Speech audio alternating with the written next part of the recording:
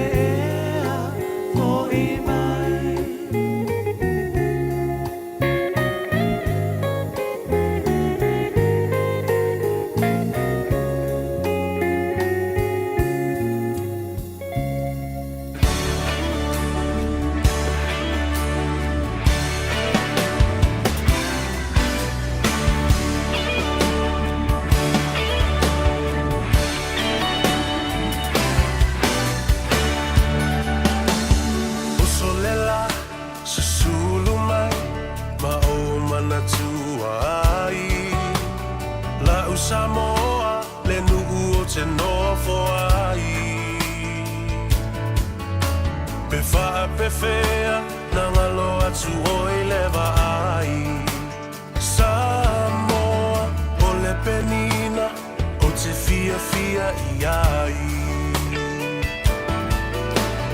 O solela susulu mai ma o mana tua ai La u Samoa le nuku o te nofo ai E wha pe fea na ngalo atu oi lewa ai Samoa o le penina o te fia fia i ai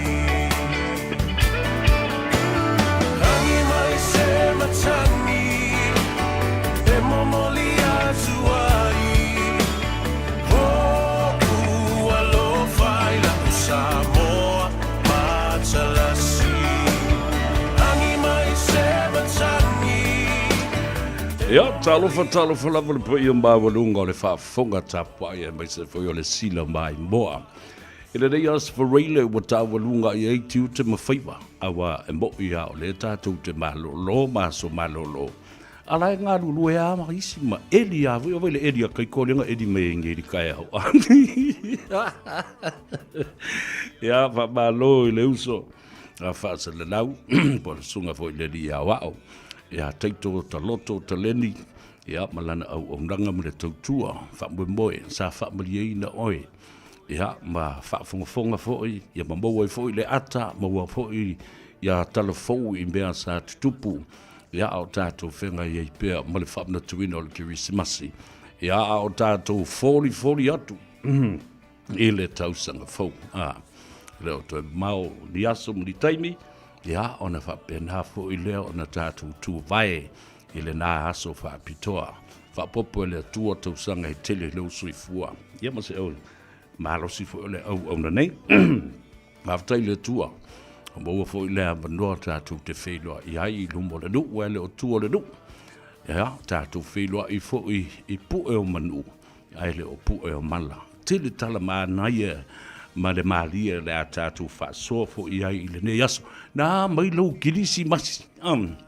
mere kariki maka man wi atu kilisi mas ia te o fa mo e o nga la vai fa wa ia si wa mi o ora kango le fo dio ka vale pe a fa e tango le ava malosi a wa o tala ndan fai ile lava yaso mo le vai aso atu yo na tua ma fa so atu fo mo le fionga de li sa tini sinia mai le ofisa o leo ia mal matanga arbenga a wale puinga o ma le tula fondo ma le saunga le mu lungo le ala ia Merry Christmas to you. I hope you had a wonderful Christmas and enjoying the time of your life with your loved ones and people that are very dear to you.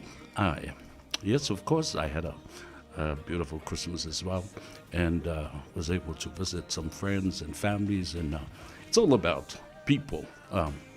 Avante mo tangata, o tangata o le ainga, o tangata o le sotanga, ia mo me o mawhapena. O e pele ia te oe. E ei foi mai fai mo fili, e vavai mo e di aku. That's saro wikaranga o kirisi masi le mea sori.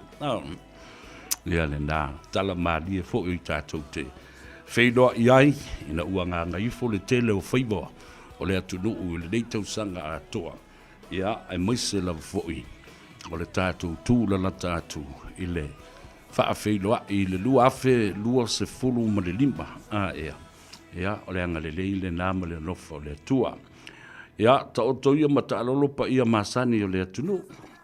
Le tu e tau folaina se fala o le ua mai ona fola le fala le tai au le ftelenga fo ia po le fionga fo ia taito po le sunga le li ia o le nala o tatu filo ia ma le nganga fifia ma le nganga faaftai i le tua ma le puipuinga fo i lunga ala tetele awa o le taimi pisi ane nei o le tausanga ia tele la fo ina la vea i ta vale lunga le ala tele.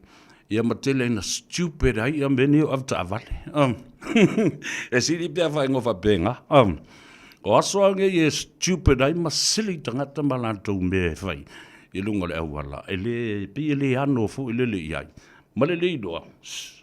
E te loa o le ola o le tangata le te ta alo I lunga le ala tele. La sau mea ai. Something special that you had for Christmas dinner or Thanksgiving or te leo tangata Amerika. Ai le afu le kamafo le o pipi. Ya kako, yo le sai stua ma le alanga mamoe yo se me va pena. After le tua o tatu fi loi, male fia male manuia.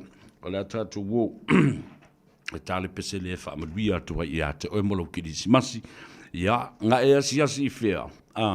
Fea nga e lu iai, ia le na ta ua. Ia le fea si sia I mo le feta lo loa yo le tumi. Ia sau. Tuna Matia Junior Vailua.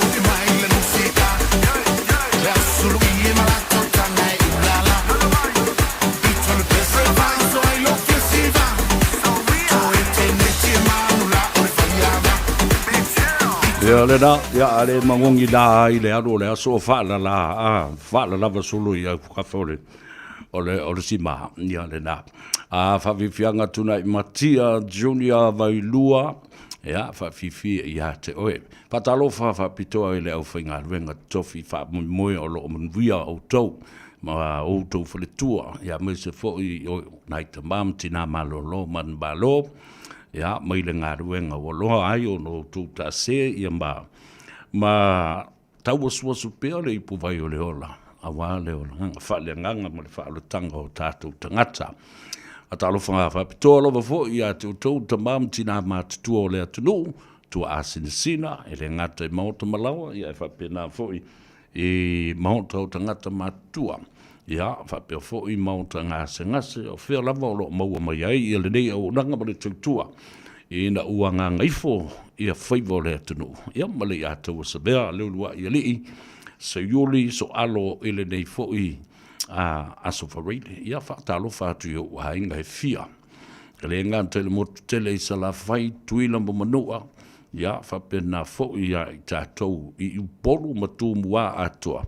A inga i le tai ma le wa o fonti, ia, wha malo le soifua manuia, wha manuia le kirisi masi i a te utou uma, o whea o alala ma papa au ai, tama matini o le a inga le tai, ia ma le wa a fo i o fonti, ma nai o tātou a inga le atu whangaloa, i tu e fio le lalulangi, e le ma whai o na whangaloina o tau, whaftai au tau te talo, ma talo sanga molia, ia, o lo mnui ai Faiva. Whatalo whale tupulang televau, ia, whapena fo i o tau ka maiki u lava vale, wa mai atu lea onga, ia, ma hua tātou wanga i atu, e tā whaonga ma e vanga fo i o le reiba i teibi o le tausanga. Whamalo i ate, oi, o le hasa mea alofa na maua, mai lau ta mama lau tina, ia, o se mea alofa fo i mai lau uso, o a wo ma mea whapena. Admire and enjoy whatever the gifts that you have received this festive season, appreciate it. Learn to live and appreciate the things that you are given. Yo, ta ua yo le nganga whaftai, o le loto whaftai, ina ua maua pe ititi pe tele, le mea alofa, po se tupe foi, a oni tau mawhafoi, oka e matautia. E le ngata laile na, whatalo whapitoa lava ia i lato. Malanga mau mai Samoa, malanga mau mai i Australia, ia mai si fo i no whanga o le atunu nei, a nga i mai i le aitele au kilani. Ia, malolo malanga manuia fo le Christmas i ate oe. Ta whai fi o le lalulangi o lo o mai mo mai ai, ia, ma whapena fo o na whailonga ai le kilisimasi, ia ma le tausanga fau o mua. Ia, i tu e fio le lalulangi whatalo whatu le i atau sa vea i ate oe. Ko ke oa wa ngi me o le tio mo me o walesi whaase lau ma televise. Ia, e whai a malolo ngā istangata, le ngā ruenga taulongolongo, e le mawhai. E whatino pia le nā au o nanga. Whatalo whai lunga le tātou api o fōringa. Great appreciation for all your love, your prayers, your comments, and also joining us every day. 365 days of the year, and all that time when you sit and watch your gadget and watch your platforms and even listening to our live stream broadcast and everywhere, from anywhere, anytime. Rosalia La Fonga, ia whapena fōi ia Mel, qua ima piva, i lau ia concepian lia, Pulea i Elizabeth Firo, talo whalava, matwia kilisimasi, ia male tausanga fau. Whatalo whatu ia Lenny Mauta, tau ina ola, malole soifua manuia. Paia Tomanongi, talo whalava, malole soifua manuia. Ia te utu uma o paanga tōtino, ele ngā tau si whonga o Samoa, male radio Samoa.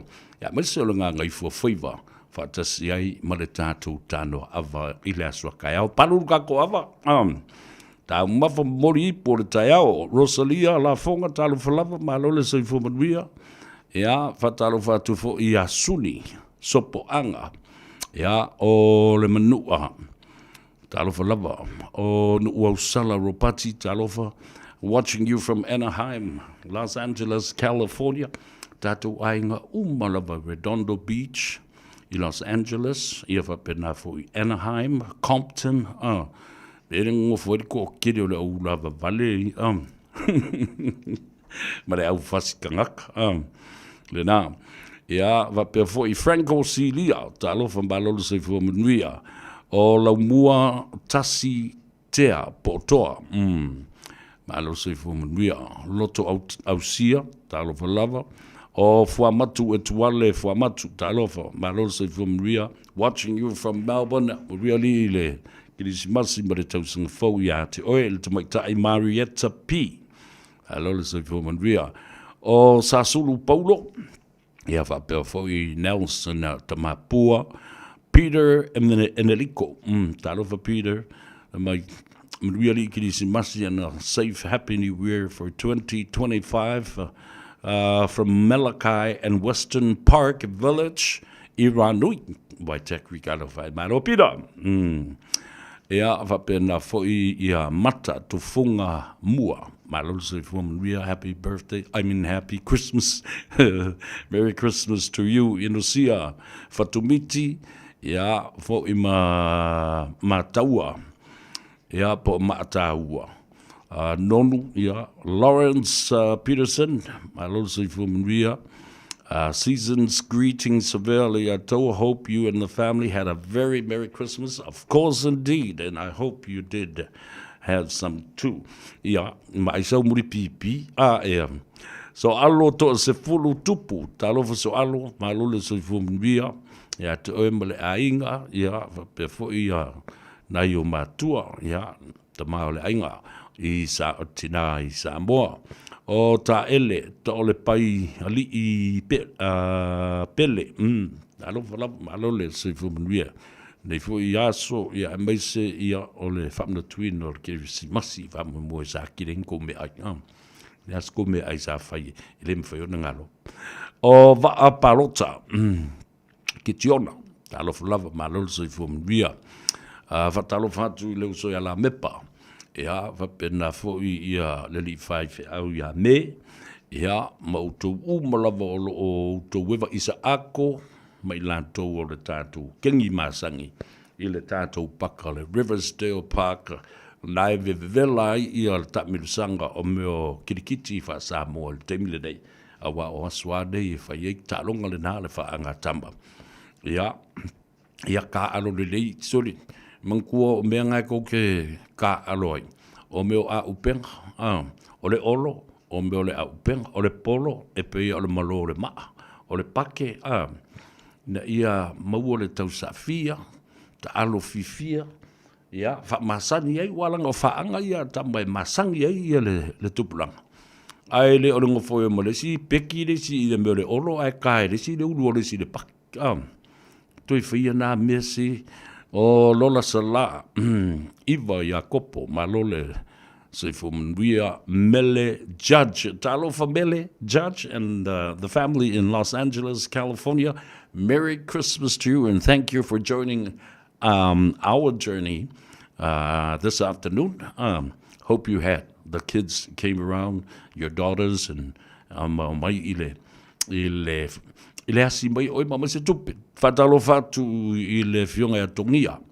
Tongia malol se fumuia ya polo fiong fo ile to oli to filau le aunga upu to muli malole se fumuia mulia Christmas ia te oi ia fa pena foi ia le tama le swafa ia le malu Faiva ia malana mana mea ia me sepa ma uto uma le fanau mole ai ngali ila lo ile ai o Yesu Keriso Christchurch ia fa pena fatalofa fa pitola ba le ftelinga tave veu Rex taulango ia male tamai tai le tausala yalan wola tatalo fatulan wola. Hope you're having a great time having some rest from work le o fasalafa taulango malole so fu real Christmas ia toi Danny Moore va pena fo ia le tina ya mele se I fa solo tua ona Paulo le tembo le ua ele kankale ka alo ngol ka ko ambio le tembi le nei la tatu wo tale pese fo I mai loa o le asa ili se avanoa tatu te talanoa tu ele te mai tai o ati e fai mafonga tau mori o le pulenga ma le au whainga alwenga atoa lava Ale Henderson Cars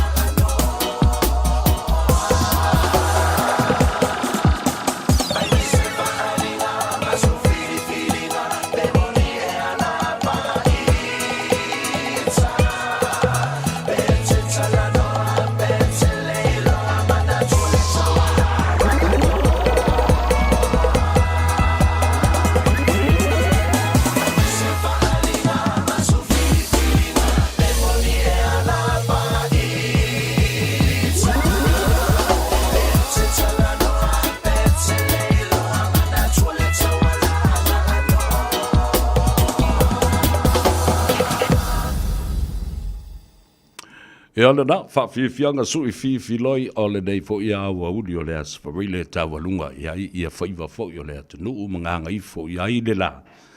E na ua ngā e fo i le tai awa na le la maa la usu le atunu. A o isi e ka ngungutu. Maua le lei le taimi ma le awa noa. E toe maua i le maalosi sa i le matangi.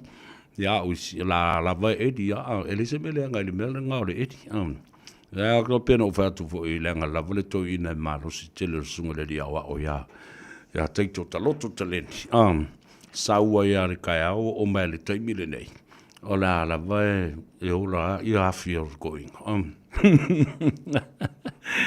Maria Tunkisimasi at Elitina, Millie Judge and your family in Los Angeles, California.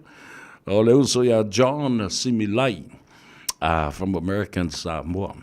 Malori Maria Kisimasi at also Penina Sua, Fapena Foi Anafina Lui. Watching you and wishing you the very best for Christmas and New Year's there. We're watching you from Kailin in Texas. Kay mamaori ni meri e valvala au mai ia anfina la to salevao pule watching you from the Blue Springs of Missouri. Oh, joli ta fifi. O vatu mamea. We are Christmasia te early vatu musio a inga mo to umalavalo mafuta mai e lunga le tanto por kalame sau leone new afaese ya fatalo fatu ma lo we are to Christmasia te oi ma we have bito to Christmas il fionga ya puleai a semi puleai lo fionga la lo li mo faltua fo ya sene mo le no fo alo a mboi sam we are le Christmas. Ia mangofo le whare ore whewa i la vea sisi kawari. Ka talo whatu i lau whionga le te whono fo i lau telenga le muenga, tele ai Edwin Puni. Ia, o le te whono fo i o le tātou maftanga o le Pacific Leaders Forum. Ia whapena fo i sui whono umalamba o le nā fo i whola māwanunga. E mai se, o le vasenga o whawhiangainga. O whaiwhi au, ma le mawhitanga whaiwhi au lea sa tātou nuti mea whaatasi ma le tāwhatolo le tātou selinga ma lo. E peo na i le tātou si seni New Zealand mo toi whaafo i mai. Mai aso lena sei ma whātu nei. Ma li poti mai Samoa. E le officer o le high commiss. Wa o whātu ilunga se lau li mas furu tangata ua manuia a lātou sei. Ia o ia lātou applications ia ma lātou fo i tālo sanga o le seni lena o se tala sili o na whawhiwhia loto ia tea. Iwe. Tala sili o na whawhiwhia loto lena wa manatua fo i Samoa. Nea lena o pisa atu ai. Langa o lai mana na o aisi. Tātou te o pe tuli le sao o le unga o le whaamsinonga na mai le Privy Council. Peletania le navai tau. Ia ka ko wola kuri le sao ngā mea and their descendants of. O whembai o tangata na whāna nau le awhiu se lau luas furu ma le whāsi o le awhiu se lau whās furu ma le iwa. O le vai tau na nā. Tu se luas furu ma le lima tausanga. O pūlea whaakolone i tātou. Nā mai e la ia leo le unga o le whaamasinonga o tina ia whanima i le sā. Whamai. Ele ngata ia i lātou na soifua le teimi lea ae whaapena fo i e tupunga mai o lātou surunga titi po o lātou whanau. La e mani no are mata o le vai lātou ia i le nā mea e sao. Ai, tātou tiro le teimi. Tātou vava ai i le soifua o nai o tātou mātua. Ua vave o na pula la ngoto.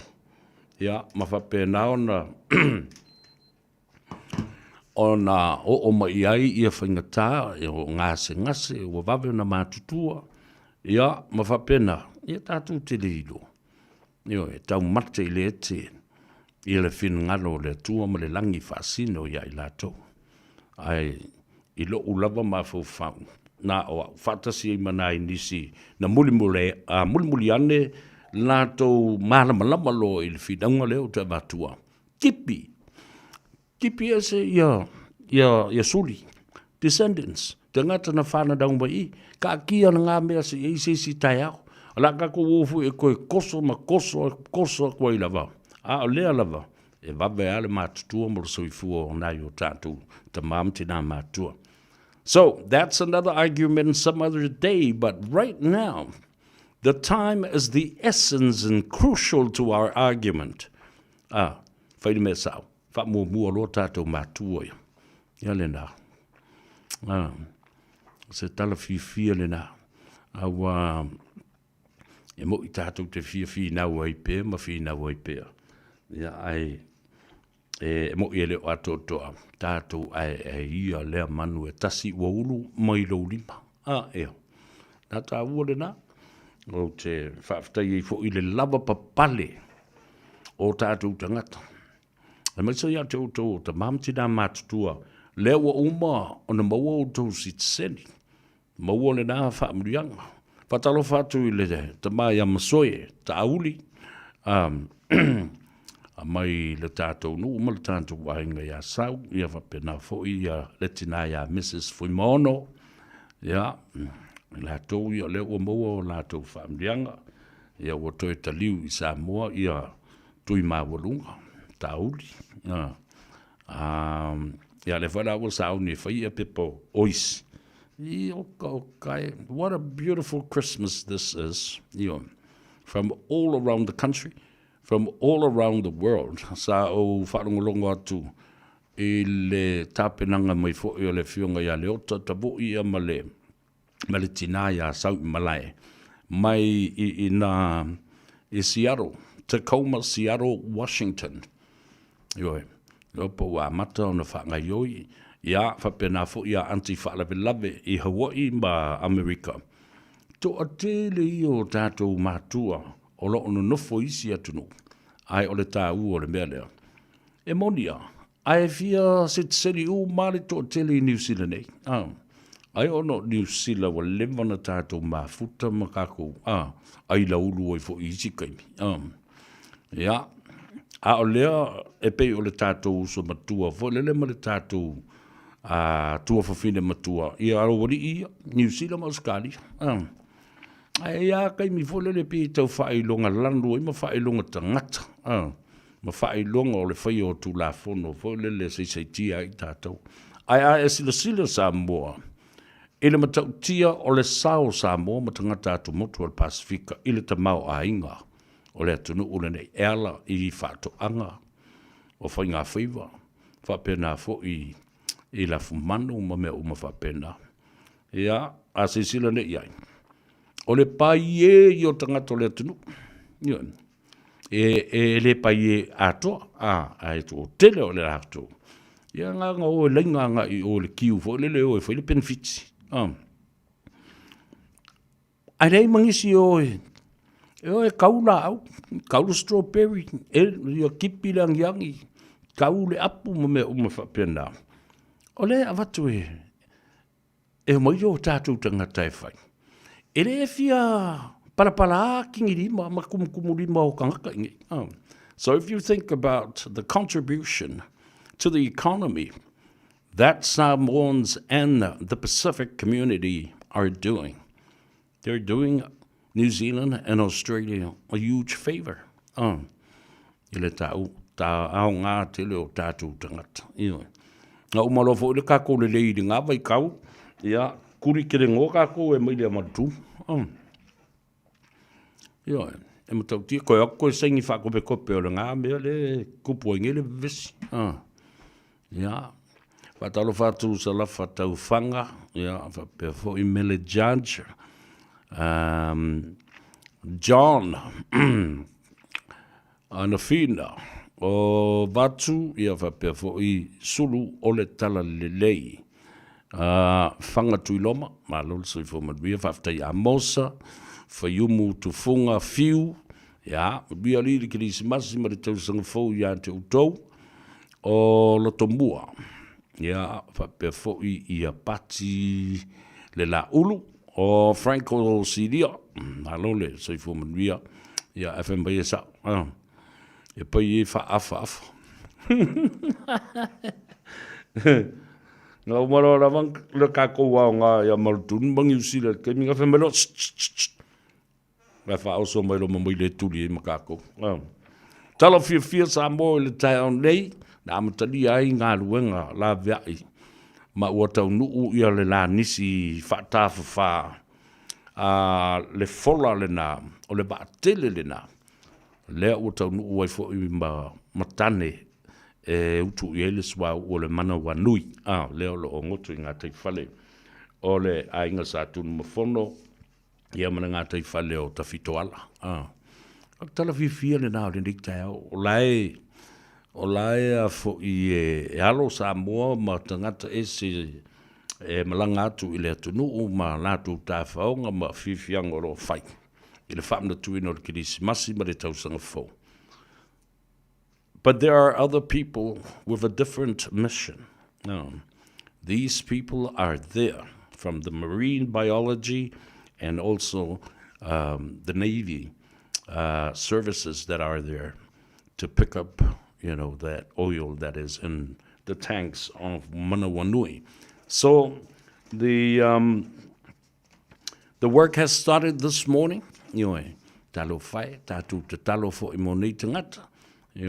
Wanga iatu ina ia whaatino. Ma ia whaasauina le ngā tei whale. E maise o le whaaleanga ina o le siu manga e le me mamoe, ma whananau, ma tuufuai ia, ma whingota i le ngā tei whale o le ainga o sa tunu mawhono. Ia me lalana e le ino whaiatu. While mu? While mu, pe o le lupe, ua tu. Ai tu ule manoa. Ia tātou lava papale. Lava papale. Ma ono sai o lo whaatino ngā ruenga. E le whaingo fie. There are plans to be made, and those plans need to be laid out before any action is taken. If Mantuala parameters of the area coastal i ngā tei whale. La fwina fua le teimi e suai le tai. O le ale teimi e matua malolosi ai le a ave o au I lalo le lititai. Mea o male na e fuafua. So all the actions rely onto the pattern of waves and also the strength of the current underneath the deep sea water or the waterbed. Me la nga ka ko kile mar marama are fi e ya ko kongi mai se compensation ngai me ka ingo Talava to James Essera. Lord, say for Maria, Merry Christmas to you and wishing you and your family endless blessings for the future. Savina, Vavatau, Talava, Lord, say for Maria, from Mquabe Vela Oscaria. Dela, Womatua Matangofia, the Talo, the Taude, we tattoo the daytime, te falong watua. Pisa this is too hot. Nga kimu kwa sabidi me. Okay. Kwa le anga fo ringi I kau le kelo kimu. Ele e fa mari e ida tangat. Pala fo tato. E mo le mea nga le mo waisi o I e kau ki kali e ngi fa me kukulo nga kongo ka ko le do. O le si vai ku le mea vevela o le si vai ku le mea malulu. E waku vai lua ila ia le inga. Ai le se me ku se o ngā kong. Fatalo fatu. Maise ia tole a fōle atuau tupa I levea and Helen Samuel. Ta alo lava fa mai misi atu ia sia u tasi market. Alo fatu ia Aunt Helen ula ula. Ia ma o kou u malava. See you in 2 weeks time. Ta alo fa Helen. Ia, fatalo fatu fo I le li fai au mo le ampasa. O le tupulanga te labou mo tamiti Samoa. Ia le sunga Ambassador Reverend Larry Tupai Lavea. Ia, o se tulanga le tele le fo I tofinga ua fatu tuai nai ia le li fai au.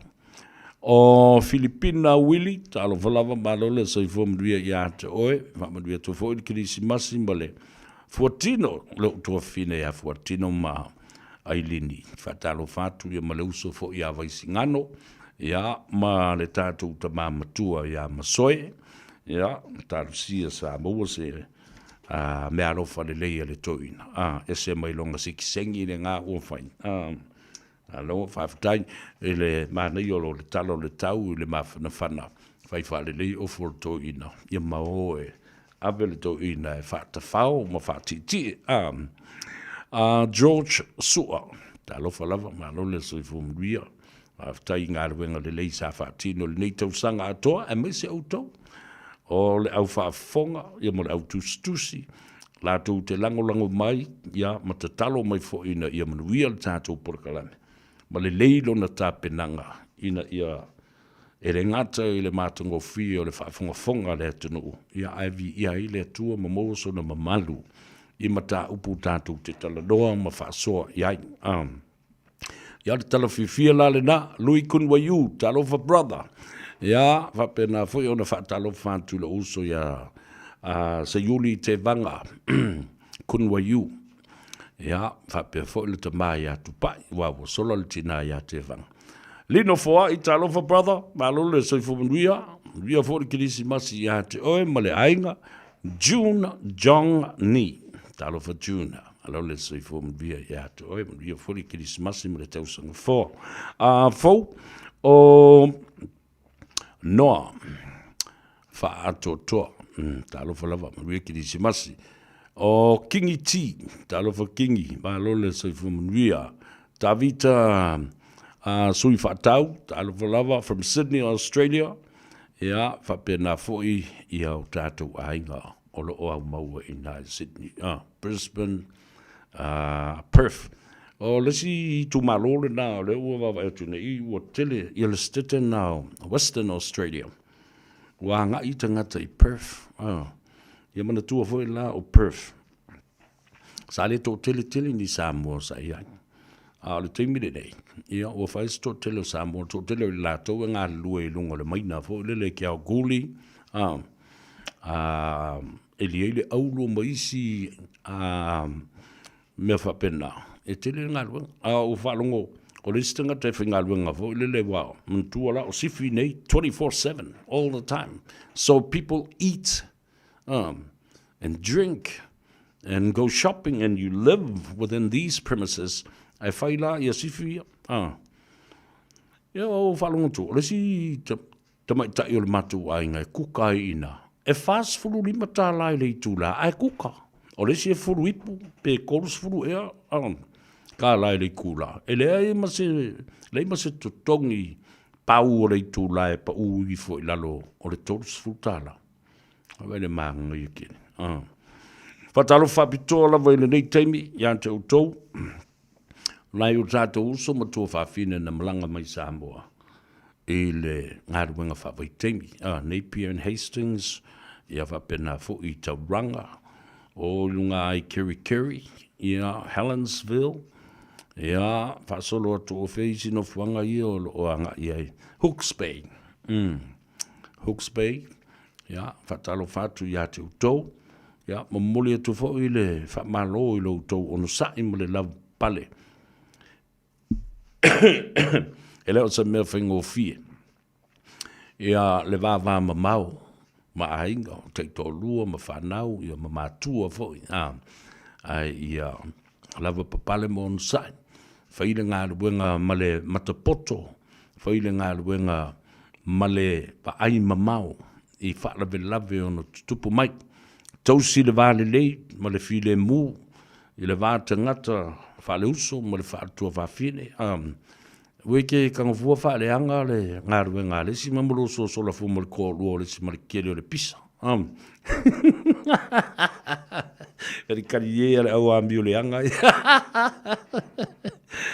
Anai, tangata o le vāo, Rupe Rake so tanga talo for lava watching you from Sydney. Yeah, really anile from the twin of ole kidisi masia to emolo ainga aloi totally Napoleone mafufau talofa Makuisa, na uso, ia whapea foi ia le tō whai aso alo whaiu, whatalo whatu ia mawhau, whatalo whatu i lo tātou a inga, Hans, ia, Mautoma, Tamo Harry, ia, na lori, whamumoe sa, mose mea rofa ruka mamaru ki ngā ia oi.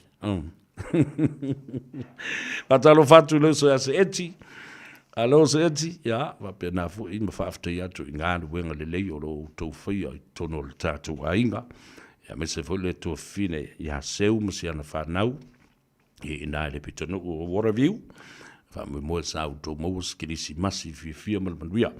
Whatalofa whapitoa i le tō whine ia whonga, ia whapena fo i makatea, ia ma le te maitai o lei, ia ma siona alii ma le la whapiponga, ia ma le aso whapitoa, ia e sel tā ua fo i o le nā aso, tu fantasia e fo i le whine ma le uso, ia makako whingu ma paki, leanga le lei o le atua, i mea nā te whaia i o tātou langa.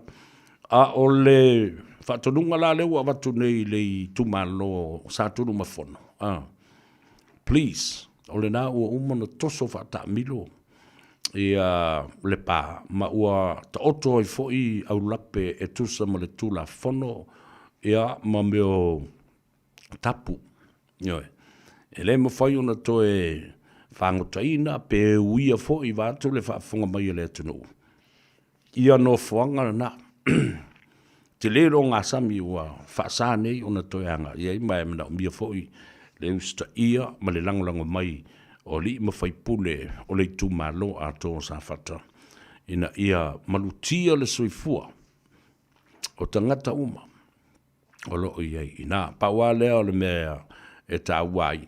E le i matua i liki tele se swa u i tua ma whaalea ngai nai ia le tele o i a ma whingota ma le ngātai whale ma isi mea ola e ola i le natalata i le coastline ia whapena fo i le alo me la le nai whatuai ia ungo sa ia ea ungo sa i masi i tātua wāwa ai matatalo ina ia wawere ngai o ia tangata nei ia whaasao i nai ia le tātou ngatai whale ia matoi whaafoi i le tūlanga le leisa i mo mua. So i ko ke mawhau i ngā meo compensation, ngā meo kupe. Ea sina pou oa, ma lor se fumaria, o whaati seve, o Siliana, talo valava, ma lor se fumaria ia te oe, ia whapea foi ia whano natu sios. Maria le kirisi masi male. O Makelita Levi, talofa Makelita, alo. O le whamrianga whapitoa lava, mō outou uma o le au whaipisi nisi le atunu. Tō tele a inga o lo whaia lātou wātinae. Ioe, ia, e alu le aso nei o lau, ia, awa, e tofu, e tele tangata, o lo whaia lātou pisi nisi, o le au oki ulu, o le au whaifale sui sui.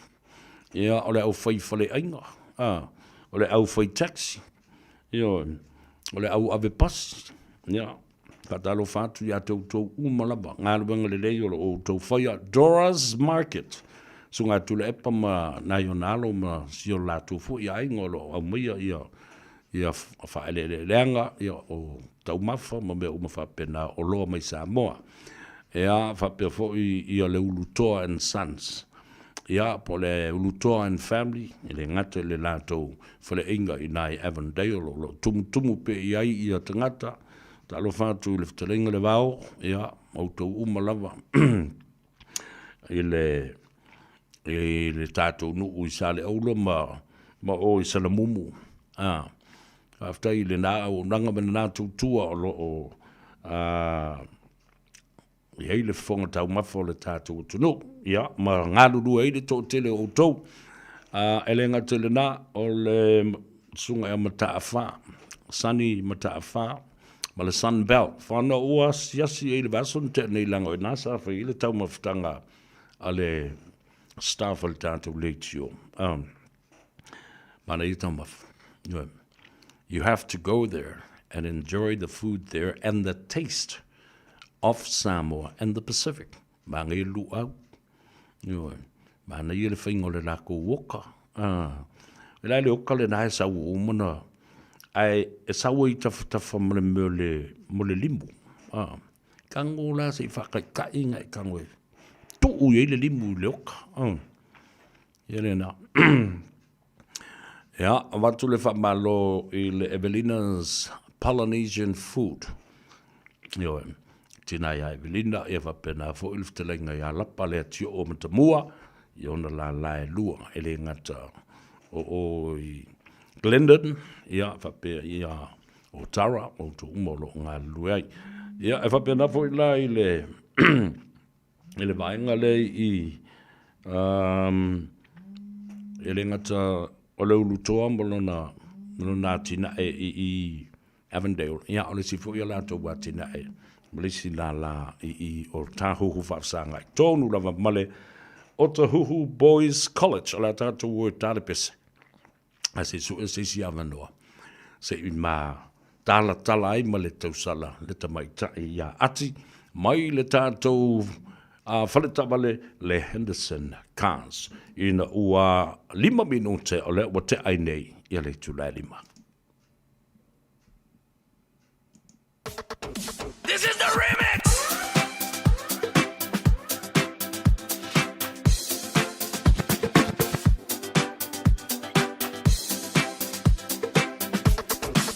Ua e whaamanu sina, sita ua ainga. Lo le ono sai, le wautu aina. Wa e tala fulu, ma tu si mai lo lima. Olea ua papalato e fa sapa sapa. Le mafutanga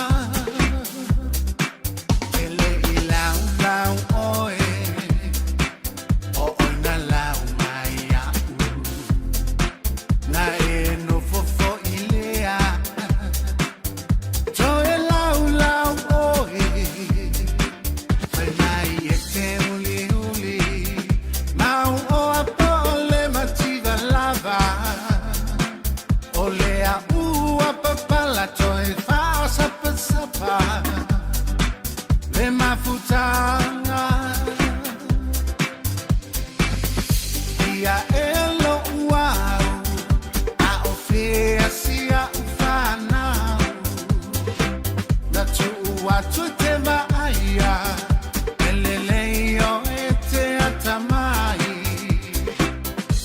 ua e toeita a o ue na o sawai lea ua e toe feau lo fuau a mafuai o lo ai ngā foi so ona fai fua ita o le fai ava fa amale pe ainga e ala na feita teine o lo le ta ele mali e mai alo ua o oe o sia upele sia upepe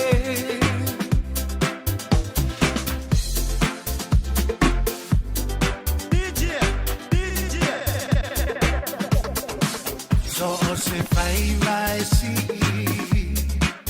ai tau ia ma le mo o le tau tai e ta fea le alia Ia lelei, o lava lau mā sofa tuna mati, Julia se i umakule makalangonga ma te mai ta ia ati, lea ua mafuta mai. Ia, o le fonga fo i lea tau mori o le pulenga ma le uwhingaluenga a le tātou whaleta ma le Henderson Cars. Ati, Merry Christmas to you and welcome to Gagaifo. Mānole se fua manuia. Ia malo se fua savea ia manuia foi le Christmas ia te oi foi o lo whapeona ona whawhuina tāpur kalamere nei tu lao le aso ia whapea foi le malo la tino o lo whapeona whawhonga mai ia manuia te le Christmas. Malo, whaftai, whamue moe sa Ma ua security masi fia ia te oe, ia whapea fo i le ainga o manai wō, ma e masani. Ia mese, o lea wana tātou pāti whaatasi, ma tātou pāti le kirisi masi i le tau mawhatanga fo i tau walunga i ngā ruenga le whono fau ma malu a Samoa le nā songa fua. Ia, o lea sau wa ai, ma sau sila i ai le o fionga le tamaitani.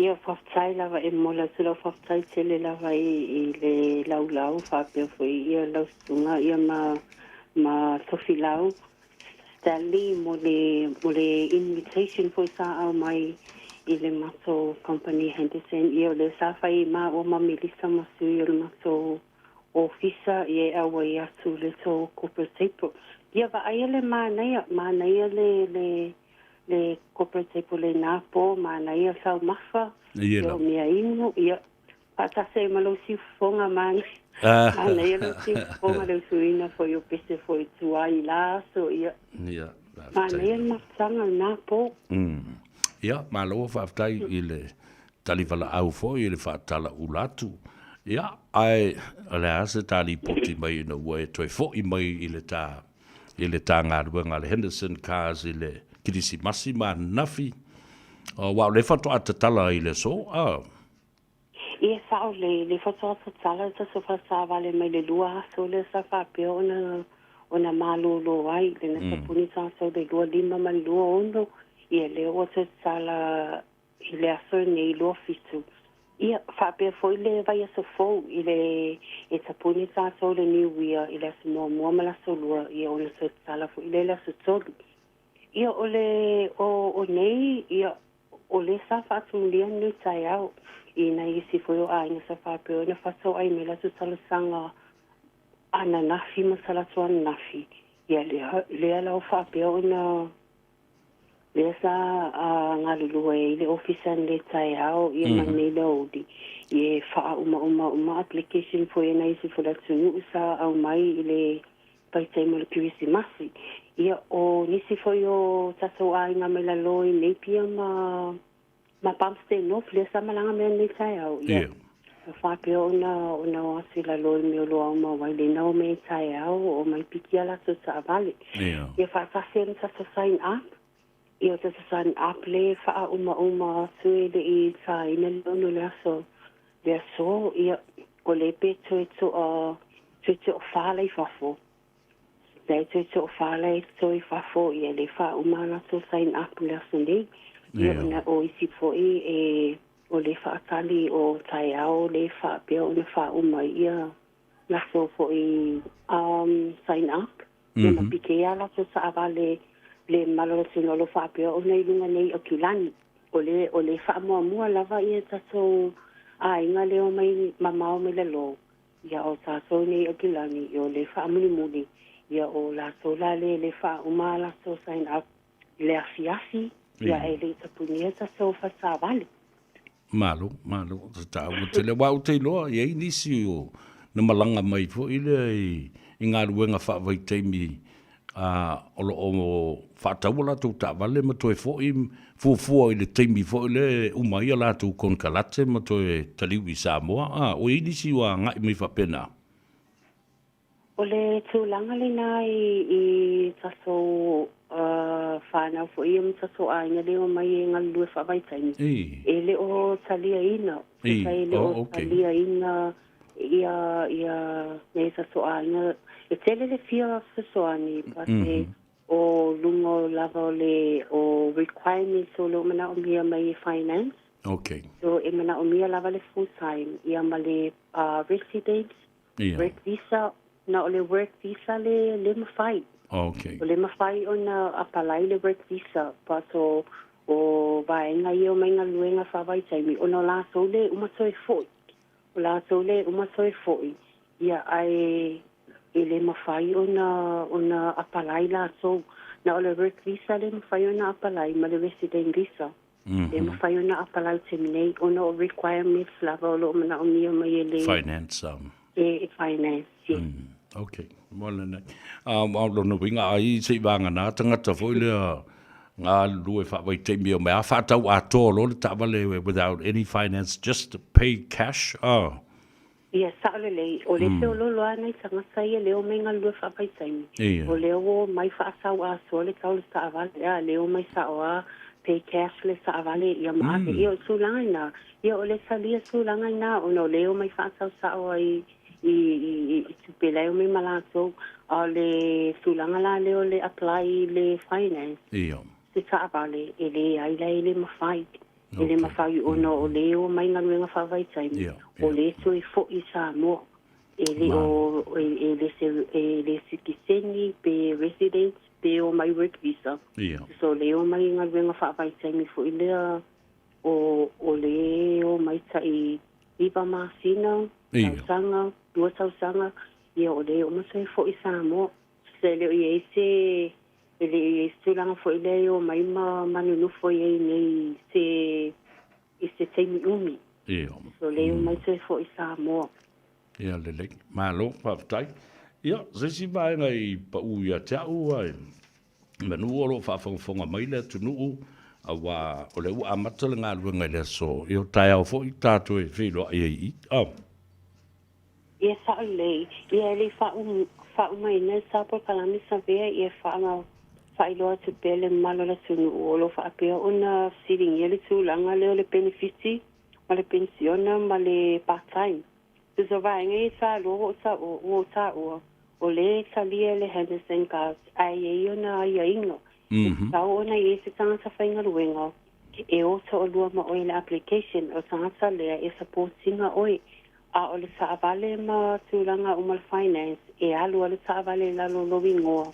Le sangasa le benefiti ai o le sangasa le full time o na iele e sauna sau support o na so tele lava le malo tunu o le whapio na o mai sao i lo ofisa o le whapia o le o mai sao lava la so benefiti o le manna o e apalai sao la sa avale lalo la so ai le ai o le o mai i ia se whamam lama ai ia o e te le la le taimi o le lusi po i lea o leo mai ia toi o ia o le tulanga le e au pe ona malama ai le i o mai le ofisa e le apalai e taona e sausanga sa le benefiti ma au mai ma se sanga sa full time e te lua so o le application malo papai malama so le tulanga famoli sa ve le malo la tunu ia o le Oi lava fia pala sa vale ia vala au mai de masunu merse foni o le ova se lau fitu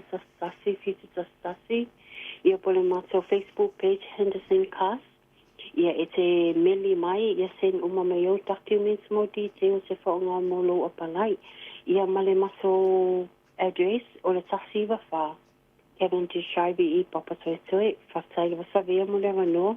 Ia, malo whaftai fo e hea. Ia, te ule te mai tai o lea tā whelua i lea soa ta heao.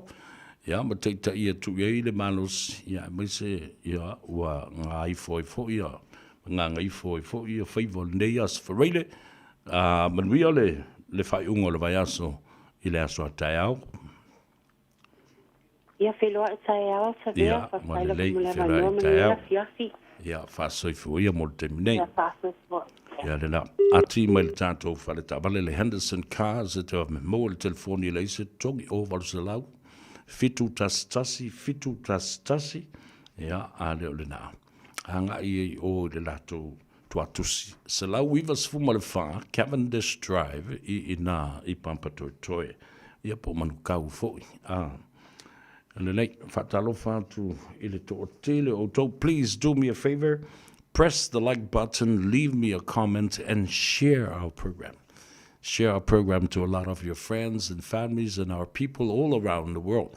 Patalo whātu ia tāwe veu, whātuawe, Rex, Sa lea mai, alole sa ifuman. We are Fred, Mato Whai, ia, we are Forkilisi Masi ia te oe, o Latolo o mai moma i nai Hawaii.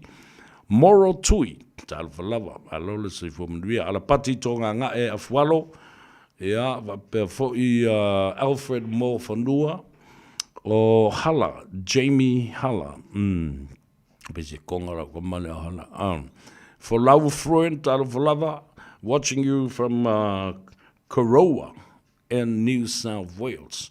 From different parts of the world that are joining us. From up in Jamin. No work, no pay.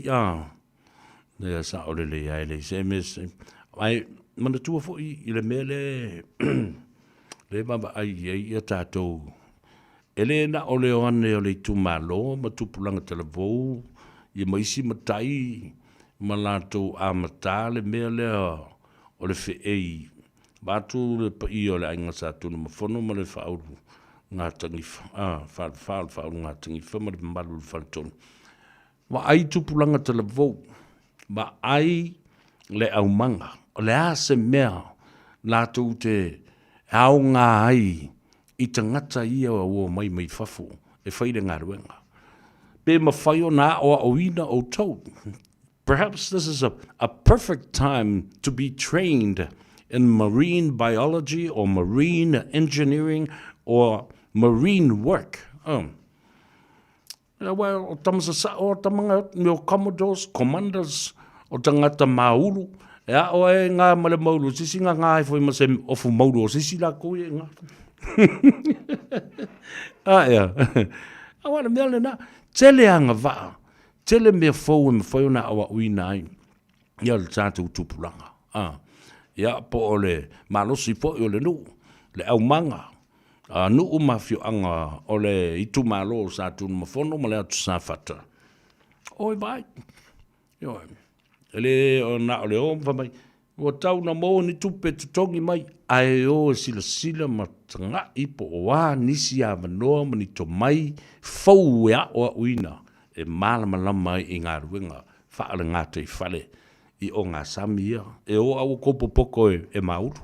E o au kopo poko e kase usolo wa aerunga i ngā loke a lea mea o le afi loke ange lea mea. You see, the different kinds of skills that will be a blessing to a lot of those young, strong, young men of the village and even the constituency. Atu fo o loto felice tawirili talu fulava malole so fo mnuia via krisimasi sina pouoa talu fatu tatu por kalame o tasi so foi malole so fo tasi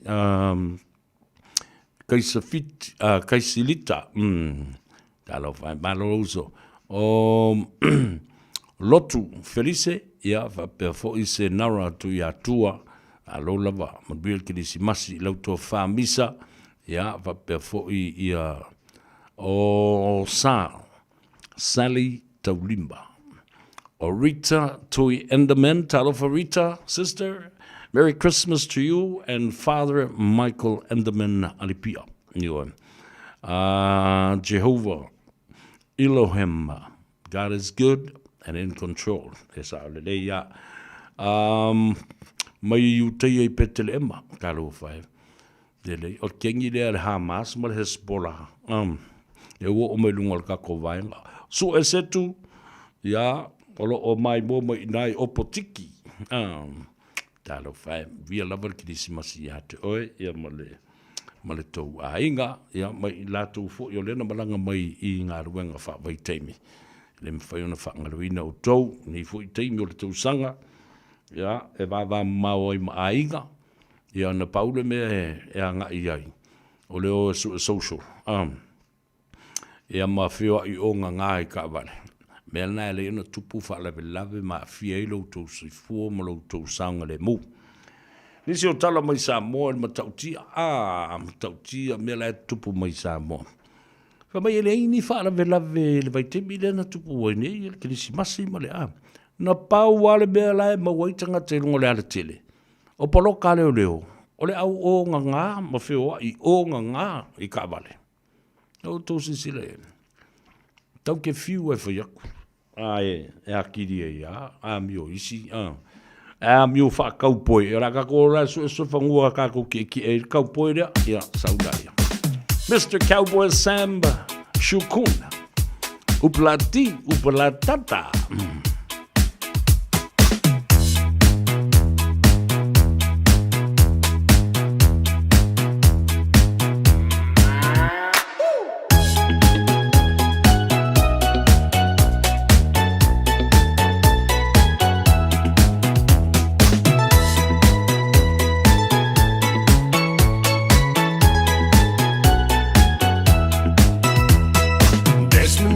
barrow in the marketplace. Molly's a singer in the band. There's my sister Molly, girl, I like your face. And Molly sees this as she's taking him by hand. Oh, bloody, oh, blada, life goes on, yeah. La, la, la, la, life goes on. Oh, bloody, oh, blada, life goes on, yeah. La, la, la, la, life goes on.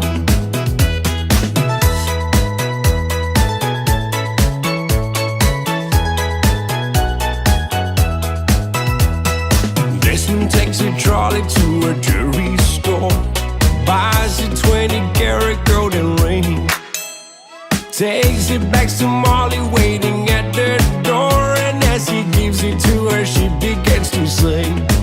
Oh, bloody, oh, blada, life goes on, yeah. La, la, la, la, life goes on. Oh, bloody, oh, blada, life goes on, ooh, yeah. La, la, la, la, life goes on. In a couple of years, they have built their home, sweet home. With a couple of kids running in the yard of Desmond and Molly Jones. Happy ever after in the marketplace. Desmond lets the children lend a hand. Molly stays at home and does her pretty face, and in the evening she's still singing with the band. Oh, bloody, oh, blada, life goes on, yeah. La, la, la, la, life goes on. Oh, bloody, oh, blada, life goes on, ooh, yeah. La, la, la, la, life goes on.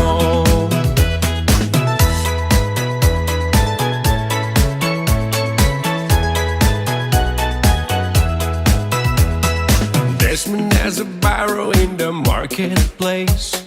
Molly's a singer in the band.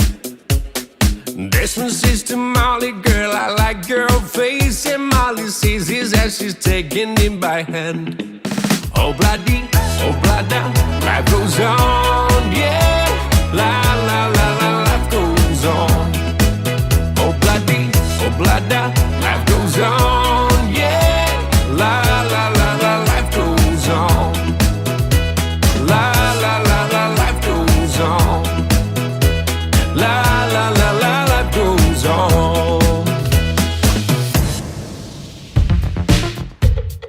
All I hear is Radio Samoa, Radio Samoa, Radio Samoa. Tasilima iwa tolu amo. Radio Samoa, kasilima ivakuru amo.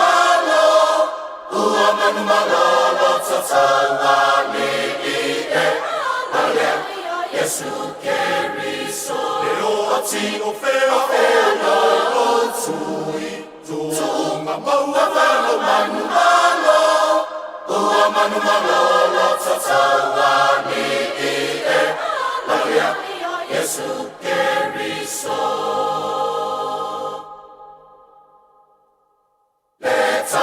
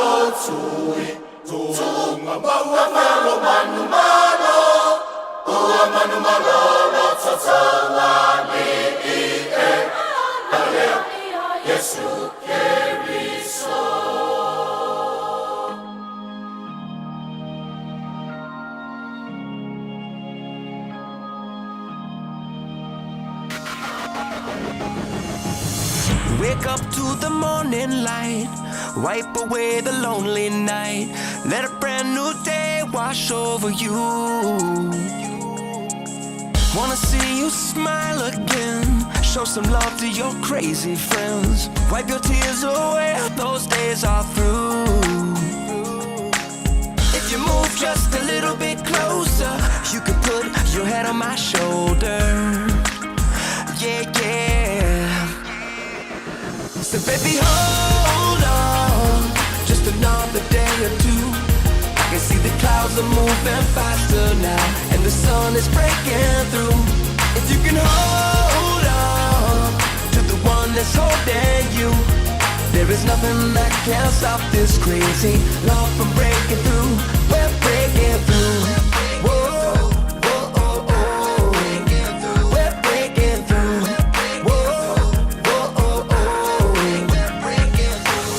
Wake up to the rising sun, thank the Lord for the things He's done. Lift your eyes to the hope that's ever true. Wanna see you smiling, girl, you're a light in this jaded world. Wipe away those tears, this one's for you.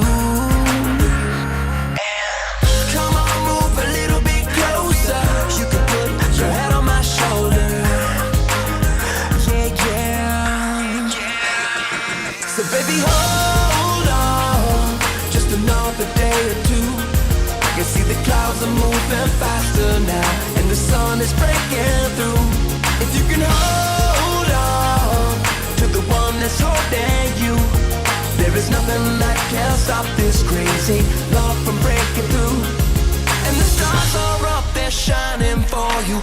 Oh, how the Father does adore you. His love will never change. And you and I, we were born to follow the hope that will lead us to tomorrow, and no one can take it away. So baby, hold on, just another day or two.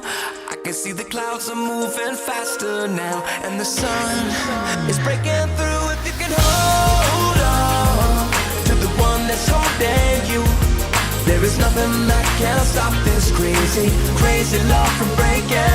So baby, hold on. You see the clouds are moving faster now, and the sun is breaking through. If you can hold on to the one that's holding you, there is nothing that can stop this crazy, crazy love from breaking through. Another day, just another day or two. You see the clouds are moving faster now, the clouds are moving faster. The one that's holding, one that's holding, one that's holding you. You see the clouds are moving faster now, and the sun is breaking through. We're breaking through. Whoa, whoa, oh, oh. We're breaking through. Whoa, whoa, oh, oh. We're breaking through. Whoa, whoa, oh, oh. We're breaking through. Whoa, whoa, oh, oh.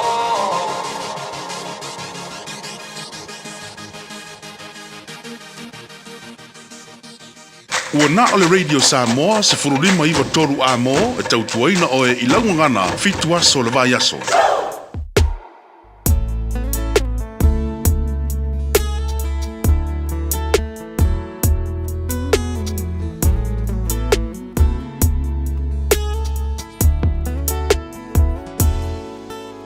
Sa o fia tele ina wa e vala au mai ita. Ai au ina o fa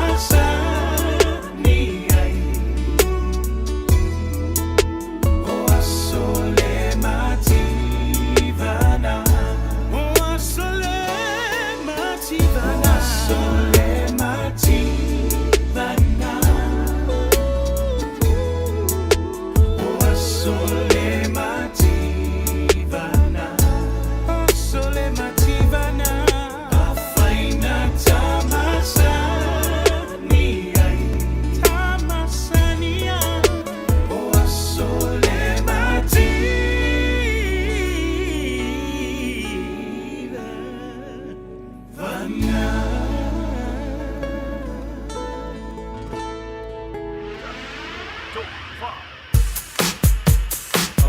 all units, the tropical band has arrived. Be prepared, it's the beginning of a new millennium. Kick back, relax, and enjoy the party. Come on, party. Ladies and gentlemen, the tropical band has entered the building. Sit tight, relax, and enjoy the music. Make some noise for the tropical band.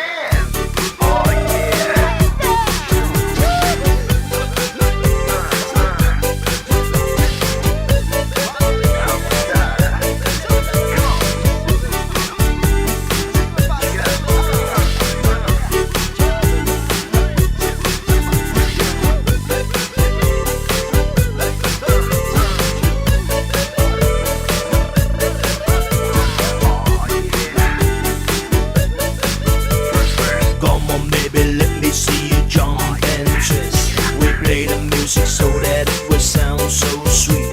The way you move your hips, that does it for me. We take you back, baby, to the Sunday morning beat. Move your body slow. Come closer, and show me what you know. Make time for me, don't say you're busy, because you make me wanna go party. This is my beautiful Sunday. This is my beautiful day. When you say that you love me. Oh my. It's a beautiful day.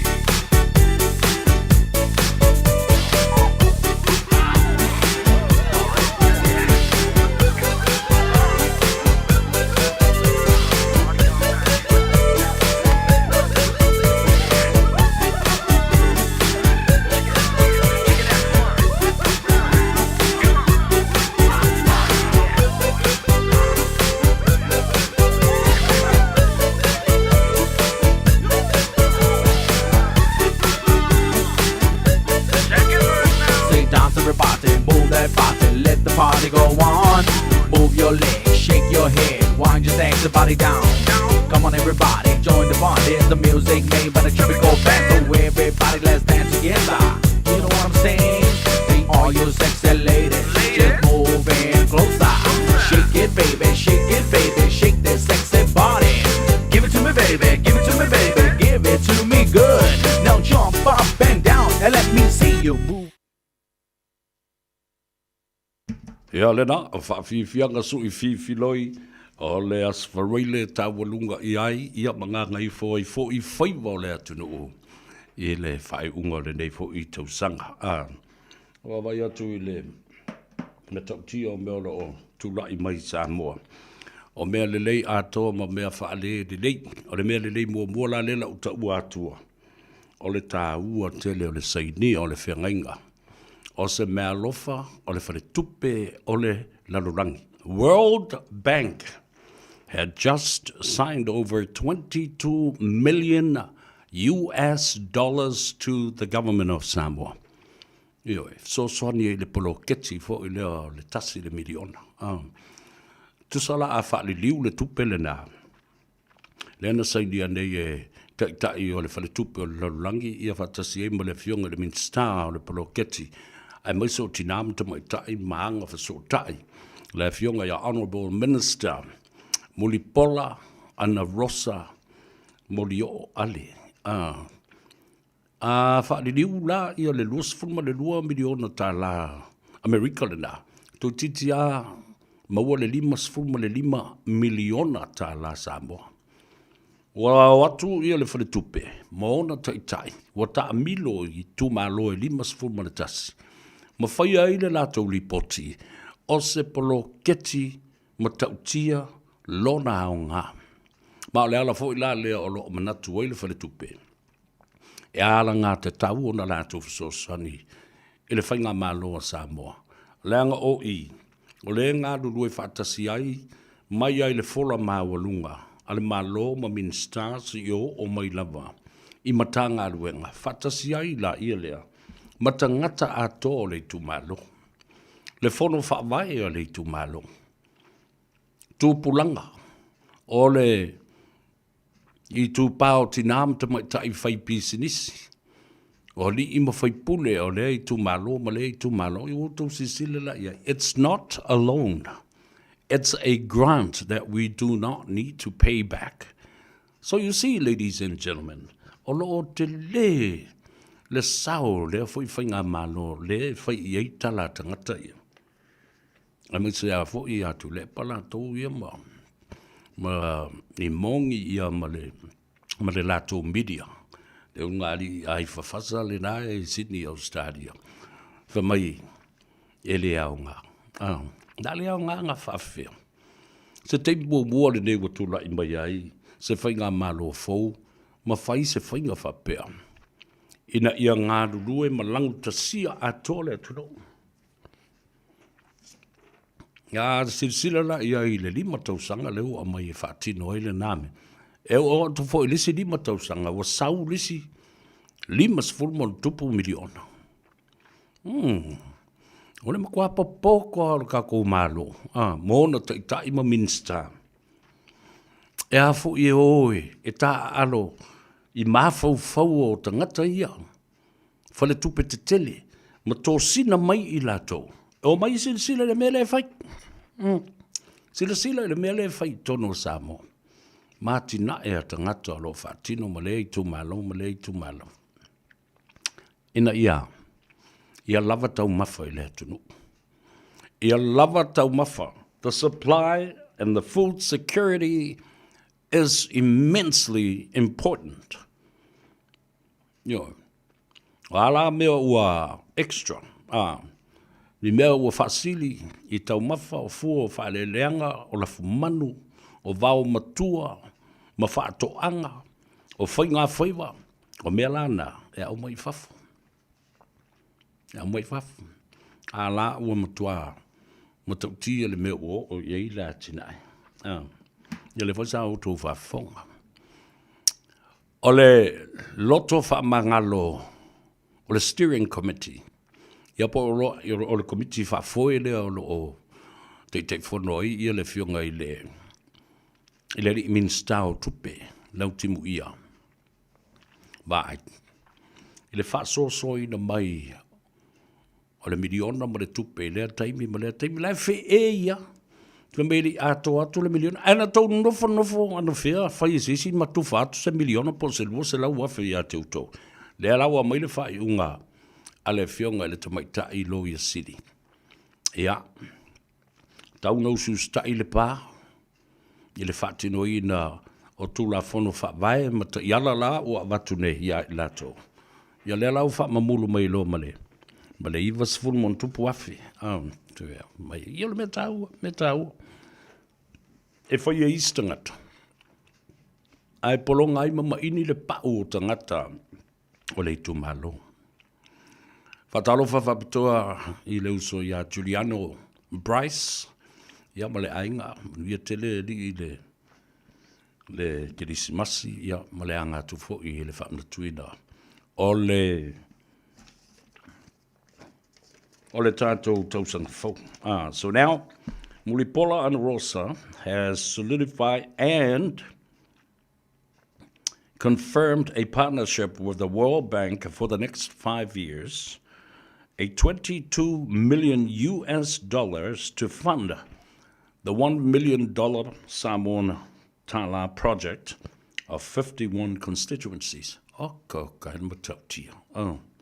Utu whafonga ia, e mai se ala au loto leanga, ma le au tau wha leanga, ma tau ai maa i le malo, ma le nātou fu i tau mawhainga. A wati na e le lei me ia o lo au mai. Tā ua tele. So now the World Bank was satisfied for the first ever project in Samoa. And they did their research and assessment earlier this year, and now they have granted $22 million for their investment.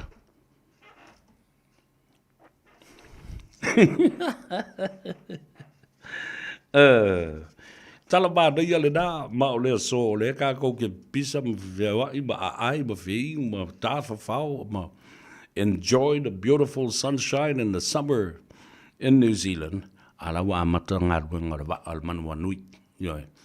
Lai ma ulu ma ko kofu la lo is tanga tata ma mai le na matu o tau nu o malangisi. Tau nu matane. Te tele pamu ia tonu le suau. Okay. Thank you, Lord. After le tua. To ngā mela ia o tau na tātou ta talo matu watu ilu mo le tua. Ai leo le whi aim whai mai. Tau ngā kongi main compensation. Lea la kongi a ku compensation le ko ke vai o le kau ave lunga le va. Ma kau ave se mai ia le meo le. Ia. Le suau u tonu o le va. Maona tane. Ia. Alesi mea matautia le nā o lo tūlai mai tono Samoa. Leo o tō whaafonga nei. Ua whaamau nia. Sori ngā tūla whono e tō wha. O nisi o matai ma whaipule mai to tonu o le fio anga wa whenga. Ia e mua mea e lunga le swafo le li whaipule. Le tofi o le tu malo, le sunga ya maulolo. Tā vita a musa.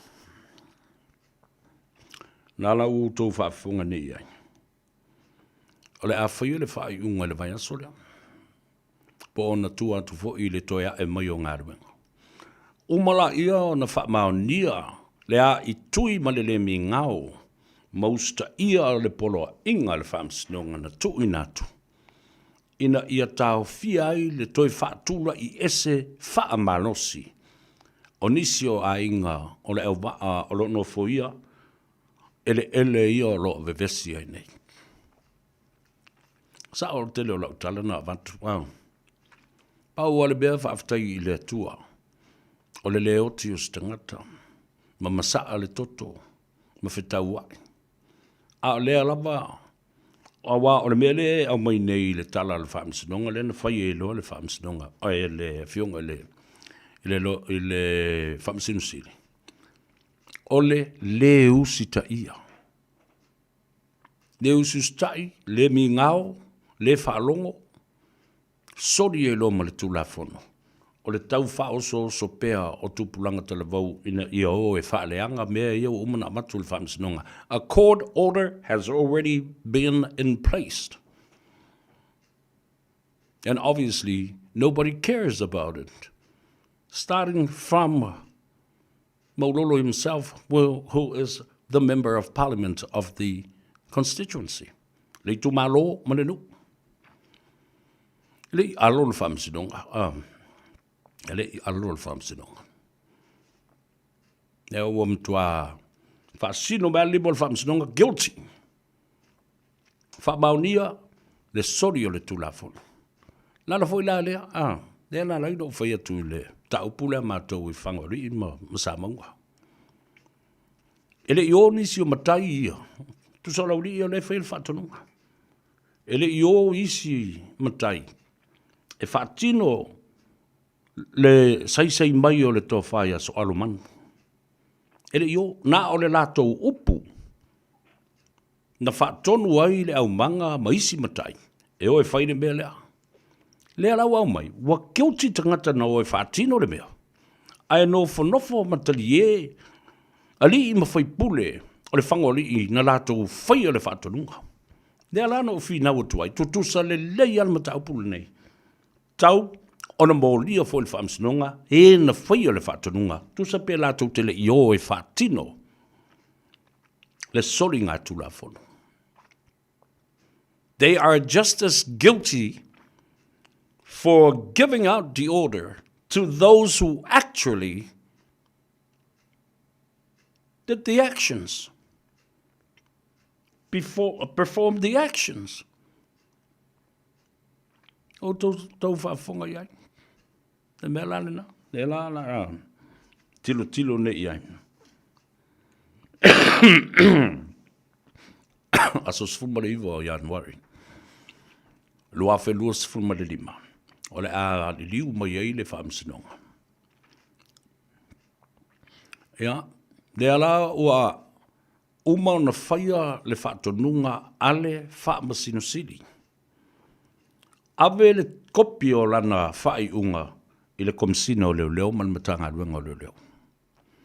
Ave le si kopi o lana whai unga ave i le fonga o le fono. Le fonga te lai o le mau te fono ma le pale mene o Samoa. Aisea. Langa fo i o le se e le tofi o le pale mene ma le i tumalo. I le sunga ya maululu. O me whape nei, contempt of court, o le sili. E whape whea, a o le a se to ai ngā whainga. I ta ngata o lo se ei tono le mauta whono, male pale mene o Samoa, ole au whai tū la whono, they are lawmakers. And they are, at the same time, culprits. Breaking the law. Tangata whai tū la whono. Ai sori ei le tū la whono. O le whai unga lalena, o le whai unga e whaia, e le whamsinonga. O le mata upu fo i le turi au pū mai e lava vai leu ngāri i le Sydney. Ia whapena fo i tule epa ma me lato umanei. I le sori ngā tū la whono na whaia ma wha maunia. A le fionga. I le li min star o le si o manga. Le fionga ia Honourable Totu Suru Cedric Schuster. Drink and drive. Fa funga lei. Ono tau malama lama ila ia lea ila mata upulena. O le rule of law. O le ala o le tūla whono. Ma le pui puinga o le tūla whono. E iai fu mal mata upu. E ta o le discretion of the law and the discretion of the courts and the judiciary. Man tua upu ia lau a watu le teimile nei. O le vaenga o le whamsinonga. Ma whai unga e whai e le whamsinonga. O le lato wai a ta taurina. Pe ua wha maonia se soli ngā tūla whono. A o le lafo ngā sala. A le whamsinonga po o se whamsino foi. O le lato wai a ta taurina. E muli ta iai i seisi whai unga mua na whaia mua e winga al mata upulea. Found guilty. Aena au mai I lalo o le discretion, le wenga le upule na o discretion o le pule ma le whaitalia ai a ta tahu le nā le whamsinonga. Nā fwoi tilo. I whi nau ngalo ia ia watu. The Defense Council, what are you going to do to this man?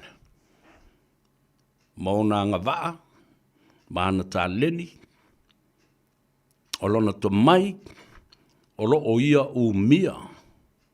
Mana tua fo I la na wha se tuangalu ese le tofa finga o le minsta. Nā vese lako. Ana o si la fia le tamai tai pāle mbia. Ia, wa uma foi. Le malosi o le tā ma le sasa. I le tua o le minsta. Ena toi au mai I tutonu. Au mai I tutonu. I le pule anga a le fionga le tamai tai pāle mbia ma le kapeneta. Ma fautua si nia. Ma au te lo fau ua umana mai iai se fautuanga. Ale tamai tai lo ia sidi ale malo. So there you go, people. Ioi, ale me ale fe e a mai son tu la fono ale uto e mai to. Ia ia o ngā o tangata. E sila fo le whamsino. Iana whai unga na whaia mua atu I isi tangata sa a vea o tai aena iai lo lato sasi. And this is why I'm saying, ladies and gentlemen, and people, se I whai atu leo ngalina, mata lelei mai.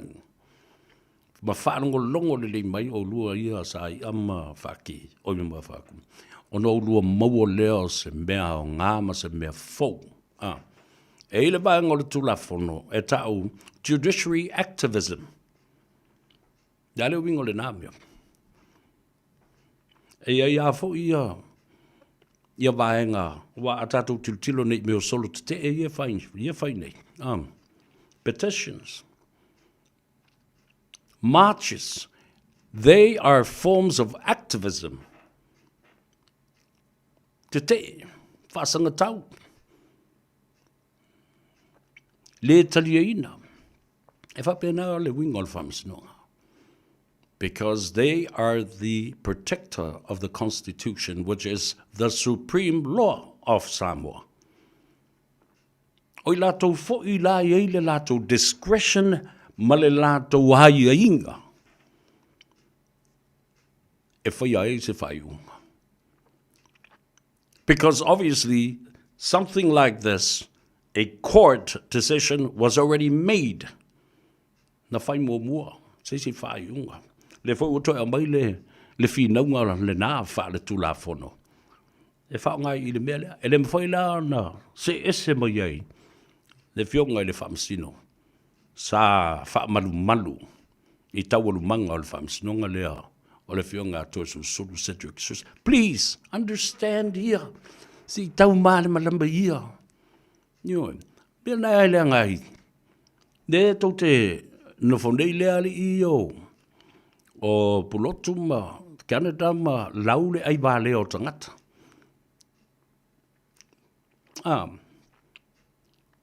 De lai fatuai. E au ngā de tu ua lalo. Vai o ele pare mia o iei upu lea ngāla. Al tangata lingi o Canada. Laule ai vale o le pare mia, laule le umo la na onga, laule le ai o sona whailonga. Whasolo atoa toa I lola ia lea. Langa e tawana watu mene a ole I o le tei me fau ole tau sanga.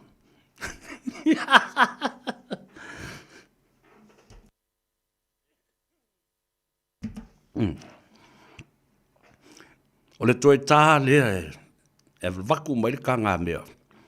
Tei whalongo longo mo ia. E le angare me whainga tā tele. Ole mea le tangata e matua le lava.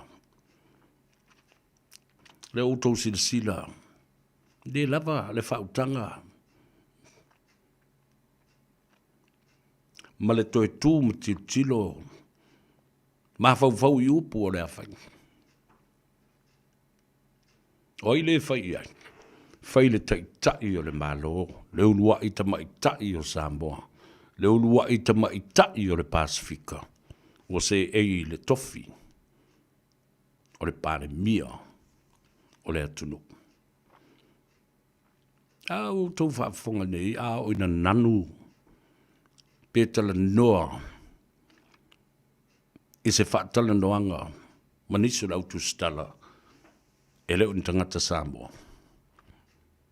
E leo ngata, with a command within her language, English, as the second language, of Madam Prime Minister. Ai a whaafafonga foi I le tō wha si. O le wha soa ma le talanoa, I le tū ma le anga I whanua, ma le ngangana Samoa. E le wha kuskusa I la wari ia. Never. A leo a mai. Sori pala I mo whai mai. E valeo. De la vale o onga. Yangal ngangu le angal fa Samoa. Le mo se whailonga.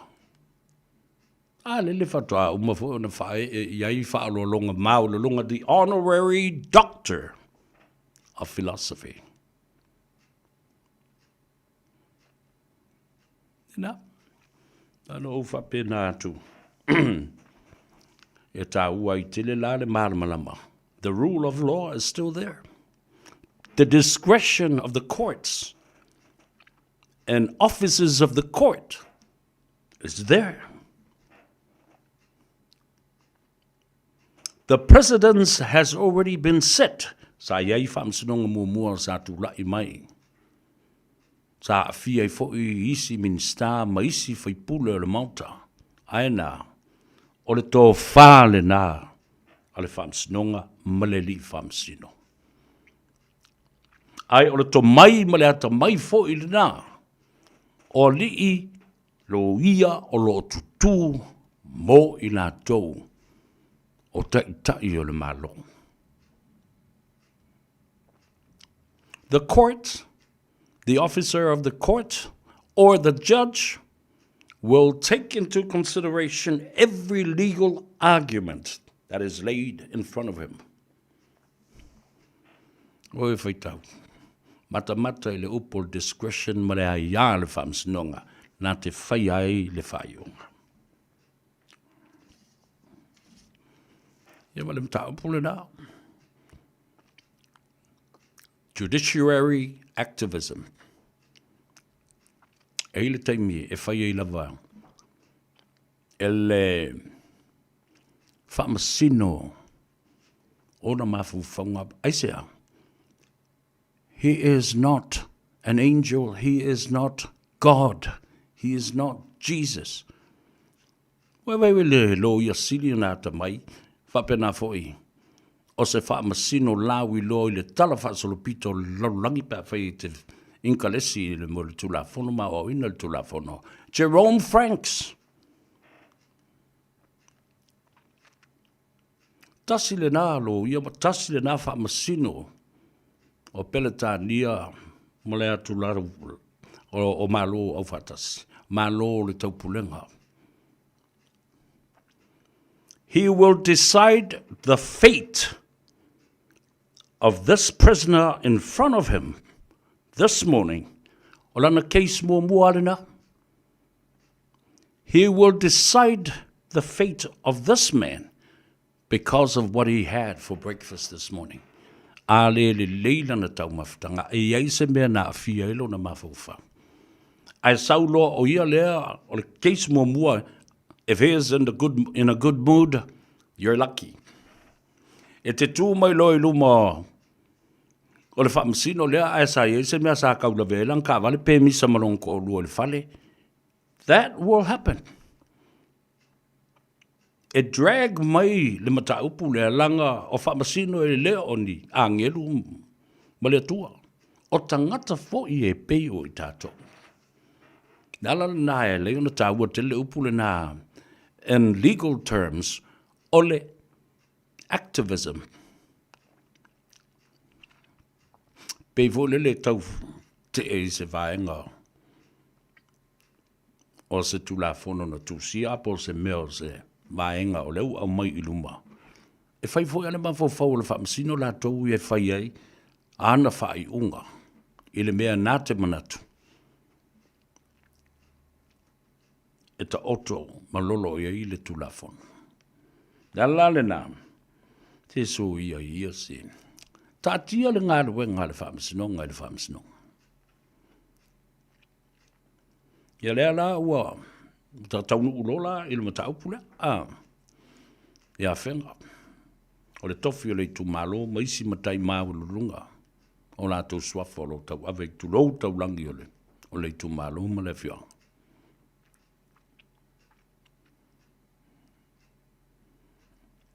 Ia. Tātou tilo. Mbaba ai a tili pe i ai. I le nā vaenga.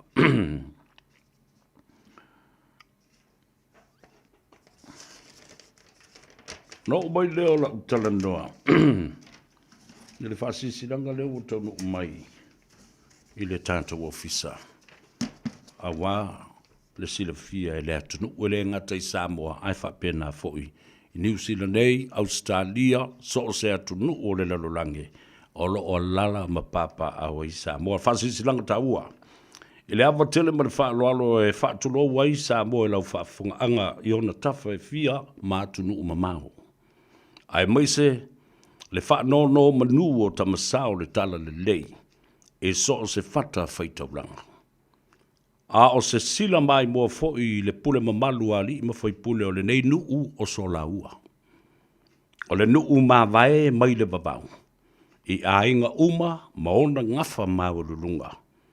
Ua so o ai le ngafa o tupu o Samoa.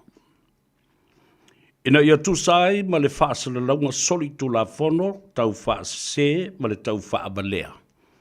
Sa tu ina tu e tupuola Margine Fesango i le TV tasi. Mo le whaasala wina i le porkalame o le lali, i le aso sful ma le ono, aso sful ma le fitu, aso sful ma le malu, sful ma le iwa, lua sfulu o te sema, lua fe, lua sful ma le wha.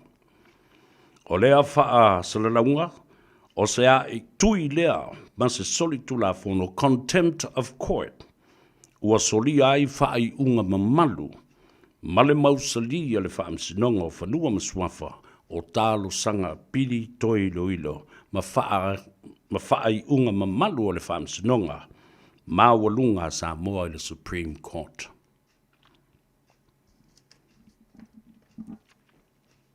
Tōla uraunga, o le whai unga o talo sanga toi ilo a pili la si tasi lua o fitu lima, aso lua sfumare fitu, Novema, lua afe lua sfumare wha, e winga i le wha mausali ina, o wha lupenga o le nuu o sola ua mai le babau o lea ua wha maunia. Lua, whai unga le Supreme Court, judicial review, motion for judicial and for the extraordinary remedies. O le aso tolu sfumare tasi o me, lua afe lua sfumare lua, e winga i whanua ma ele o sola ua, ma le pule a le swafa tangaloa matua, ua wha maunia. Tolu, whai unga le Supreme Court po le Court of Appeal o Judicial Review aso sfuma le lua o iuni, lua afe lua sfuma le wha, e winga i whanua ma ele o sola ua, ma le pule a le swafa tangaloa matua, ua wha maunia. Whai unga a le Supreme Court aso sfuma le fitu a perila, lua afe sfuma le lima, e le mawhai ai o na toe tāngo fia pe toe hasia. E se ilo i longa le whai unga o le afe iwa se lau lua sfuma le tasi, afe iwa se lau lua sfuma le lua, ma le afe iwa se lau lima sfuma le tolu, ua mausali, ua wha maunia. Wha. Lima. Whai unga le whamsinonga o whanua maswafa, la si ono tasi lima, aso lua sfuma le ono, Iulai, a whaiva sa lau lua sfuma le tasi, e winga i le pule o le swafa tangaloa matua, male talaina o tupe i tua, o lisi sa whaia i lunga o whanua me ele o so la ua wha maunia i le whamsinonga. Ono. Le māmai ngā tangaloa matua le atu vai o le aso tolu sfulma le tasi o me, a whaivasalau lua sfulma le lua, e winga i le pule o whanua ma ele o solaua, e iai le whanua o paipai lei, malo pa upo, fusi o losi, o tapu ie, le puna, vai tavae, mali o lio, tia maa, le maunga o ali i, tafiau ua wha maunia. Whai unga le komisu e su e o whanua ma swafa o le aso luas furu o iuni afe se lau luas furu ma le lua e winga i le mawai ngā tangaloa matua le atu vai o so laua ua wha maunia fo i le whamsinong. Whai unga le whamsinong o whanua ma swafa la si iwa wha pa iwa wha part 2 o le aso luas furu ma le lua o se te mafe se lau lima furu ma le tolu e winga i le pule o le swafa tangaloa matua o so laua i whanua me ele o vai alai, ti atanu, ala o manu, mali o lio, fatu manawa, pai lei, vai tavae, e au fia ai, mali o liu, ua wha maunia i le whamsinong. Whai unga o lua isu e suenga e winga i le sa ili o le pule ma le suri whaavae o suri mori o le suafa tangaloa matua o sola ua manunu malalu maunga. La si tasi iwa li matasi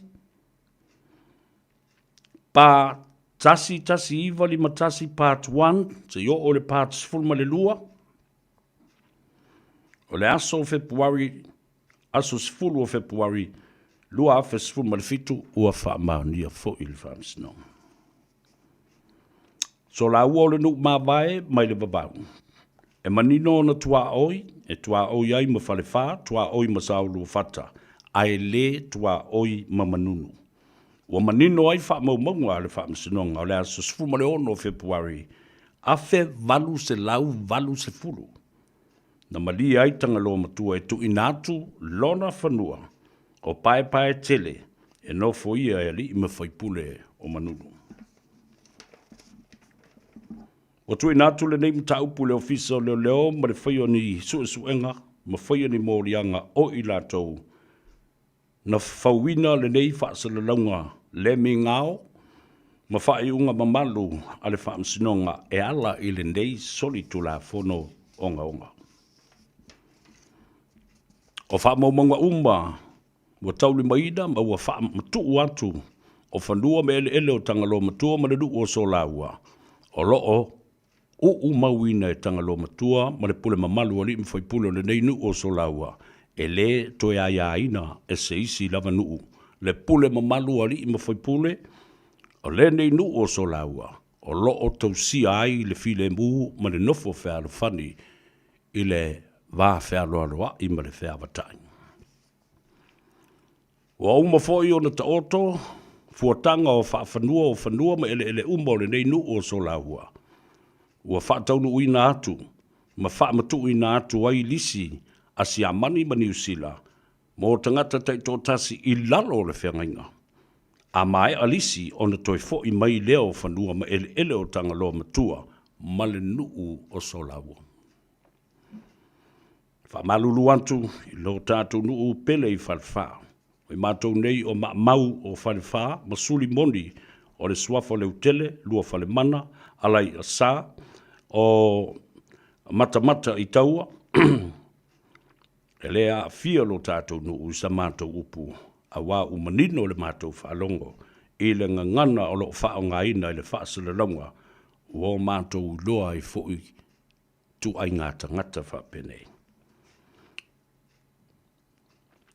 Wha malulu atu fo ilo tātou nu pele ilu flufi o le tūmua o le matua o atua.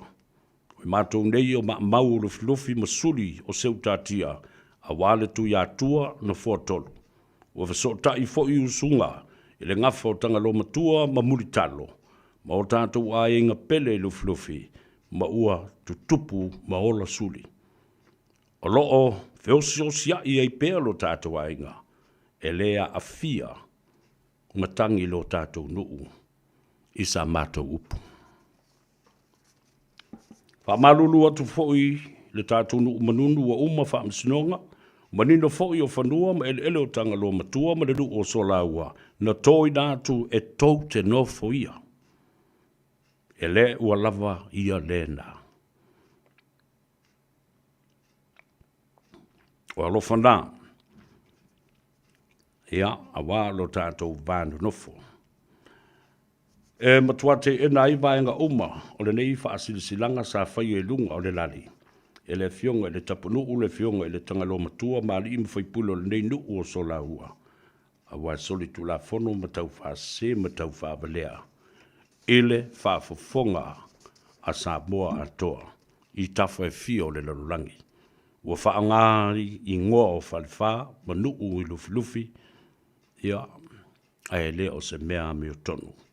Whapena fo'i, te vaenga o matai o manunu, malo tātou nuu i saolu o whata. Pa mangalo se upo le whaasilisilanga, a wā le whaafonga tā puai.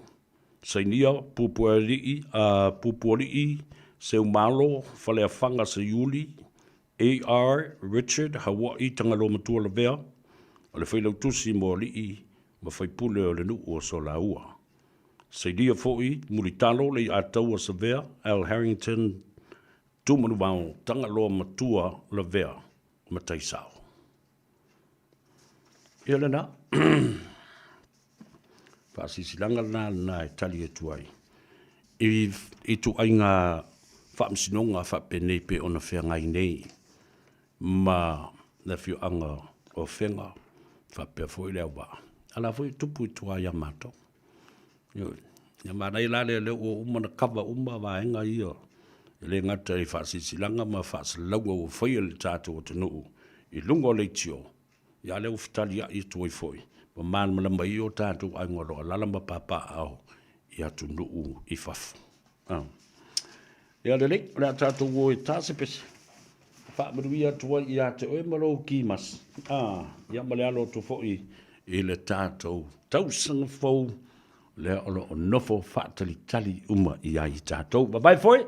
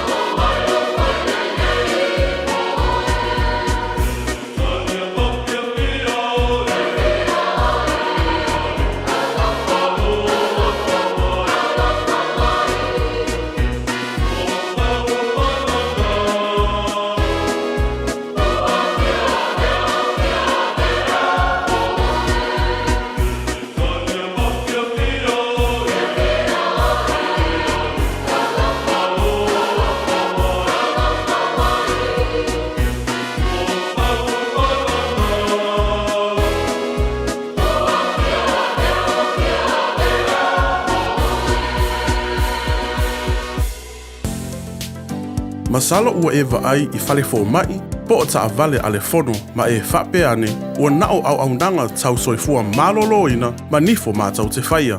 E tele le fesosoani e maua ia mātau. Fesosoani mo le ola manuia o le mawhauwhau. Polo kalame e tau fia ai le tau mawhatapaa. Fesosoani mo tina ma pepe. Fesosoani mo whaia o siaki I le fale mai. Fesosoani mo sauwanga I a inga. Fesosoani mo whanau ua I umale a onga. Mo nisi whamatalanga, tanga I ane I lupenga ta whailangi www.thefono.org. Pe vala au, le o valu selau, fono for you. O valu selau, tolu ono, ono whaavalu. O se talawhiawhia nei Samoa, wei nei se tautua ma se unanga family noto mai le kampania le City Car watu si tasi dua lua Lincoln Road Henderson. Te maua iai le tele o tawa la poa band e o foi tatu tawa le laiti. Tania foi la tofa le tonu tongi e talafo mo le tatu cashback. Ama tatu lima se lausi aga iatu le lima afe tala. Pe so te mai ulungia Peter Pernanto le numera o lua tasi o walewalu fitulua. Pe ama mia se tawa le fau molo ainga I le tau malulu. citycars.nz. Talofa Samoa, o Atishna Ryan, o le Licensed Immigration Advisor mo le Auckland South Immigration Consultants. E visosoani mo so se tu ai ngā visa e malanga mai e New Zealand po Australia. Telefoni mai nei loa i le o valu o tasi ono valu wha fitulua. Po le olua tasi ono valu fitulua tolu o. Roe whaafonga le tautua ma oale se whafonga Samoa le radio Samoa su lima i watolu a boi au kilani. Ia ma le atou o sa vea se uli le nei fo ia wa uli. O le asa whawele wa tāwalunga i ai tūte ma nganga i fo i Faiva. O le aturu pele o Samoa. Patalo whato tele o tātou ai ngalo o mai mua mai i Amerika Samoa. Whapena fo i mamanua, tuila mamanua. Herbert Schuster, ia male au aveta avale malava. Manuia tele le kilisi masi au tau. Tangi lima taxi stand i whanga ima. Ia Amerika Samoa, ia ele mwhaion whangaluina au tau mara ngā luanga au tau whatino. O sua setu talo whalava, Franco Sidia, ma au tau malava o mai mua mai Samoa. E fo ile taxi stand le na Palestine laga e anai tu I luma tonu ar kolisio Samoa. Ia ina I uso ma I lātou fōi. Ia o lātou tautuaina ia le atunu. I nā, ia e misele mamalu wheta loloa I o le atunu. I meo ta'avale la iti, ta'avale la pasese. Timu ia I pai tele, tālo whalawa. O to iata seu manutafa, ia fōi, ia malolonga o kilisi masi ma le tausanga fou. Whamail kala oilea. Kalo whai. O skamo Joey, kalo whai Joey, o tama I kangaroo lea e tala no mai le merea. Baby kangaroo Joey, malolo se fumunria. Ia te oe, nonu pusaloa, ia whapea foi Axel Dino Wright. Kai maanga ia foi awha mai. O le maka mai I ngai. I Boston, Massachusetts. Whawhawina tanielu, C.C. James, malolo sa I fumunria. Ia, whapena fo I whamai kala a Joey. E kusau degrees ale wali ia le meo degrees for attendance. Alo, lava sa I fumunria. Ia, o tō umalo o mai mo mai. Tango fia share tato program. Yeah, my like, and then leave a comment. I said to you, I always love reading your comments. E makaki aka e ama, aka e e, fo matai loe fo I ami o ngama winga fo I o tangata. O tō mino, alofa lava, alole, so I fo maria, whata alofa whapitoa, I le li fo mai. Ia mangele, Dr. Mangele Misi, alolo se fu mangele e fa pena fo na no fantu I si o faltua le no falo ma le ainga e mese le tatou wa ruta pele o le hona ta lo fa pitoa I le sunga le paritele to le fo nga to right ia ma le tu fine a fa mausili mana apena fo I ona fa talo fantu I le ofinga albenga ato la le solo plastics ia lata moenga felice, ia male fletua ia toe, male no falo, male ai ngali I nai Avondale. Whapea fo I le uso ase Yuli Robert, ia mauto umalo ngā lulu e ai. I lea fo I au unanga ma lea tautua. Alo Lawrence Peterson, ia o Nese ta vale. Whapea fo I fualo le Tupou, talo falava, malole, so ifumria.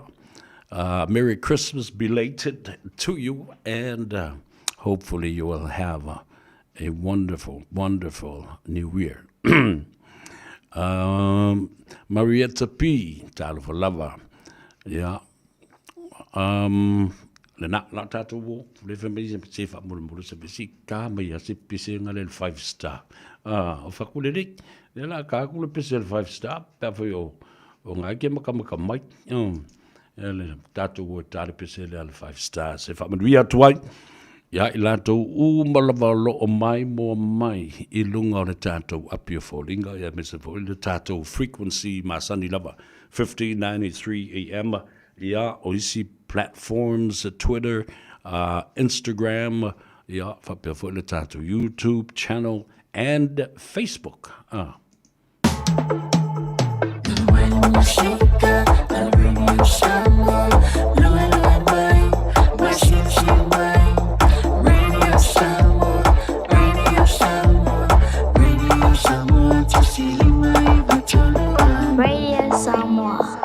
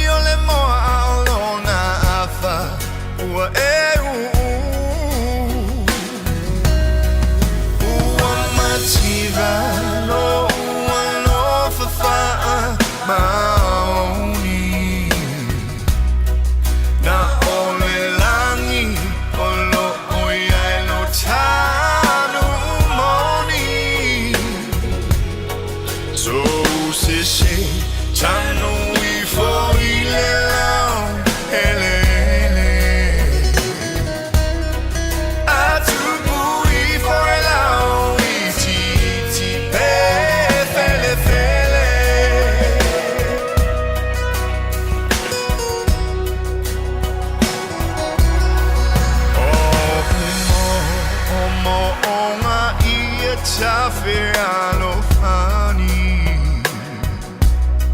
See you tough now, ia on la feeling naila no langi. Veo sematangi, uangi fa atui langi. Wafa penale nei, oh langa efe mo.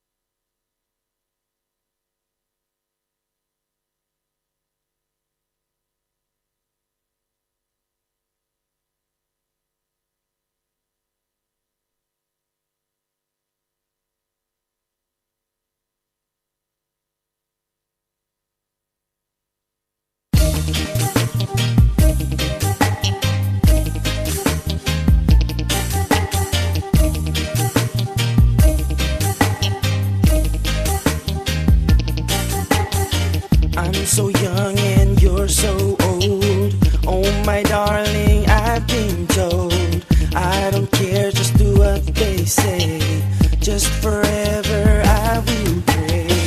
You and I will be as free, like a bird up in a tree.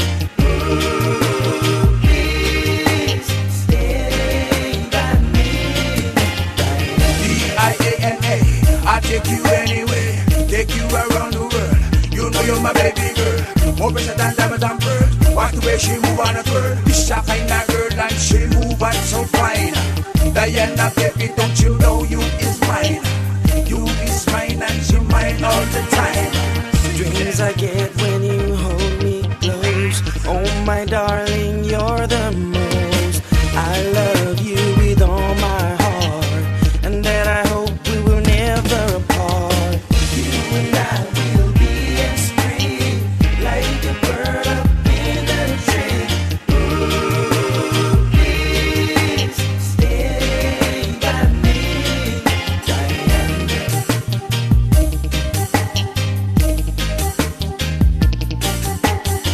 Oh my darling, oh my baby, oh my lover, can't live without you.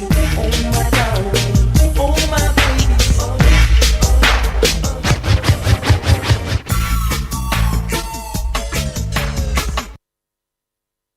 Le na, whawhiwhianga sui whiwhiloi o le auli nei o le asa whareile, tau alunga fo I ai tiu te mawhai wāro whirimba o le atunuu, ia, mga ngai fo ai Faiva o Samoa, atalofa I le tina, ia e seta te vanga ia masiona au ainga I nā I Tapitha, I Henderson, ia, ia lili ke risimasi a te ol tina, whapena fo I le ainga atoa le no whaalo lo asi si mai, Fatalofa I le uso ia so alo a wha leu tele ia ma talau ia whapea fo I le whanau I nai mangele.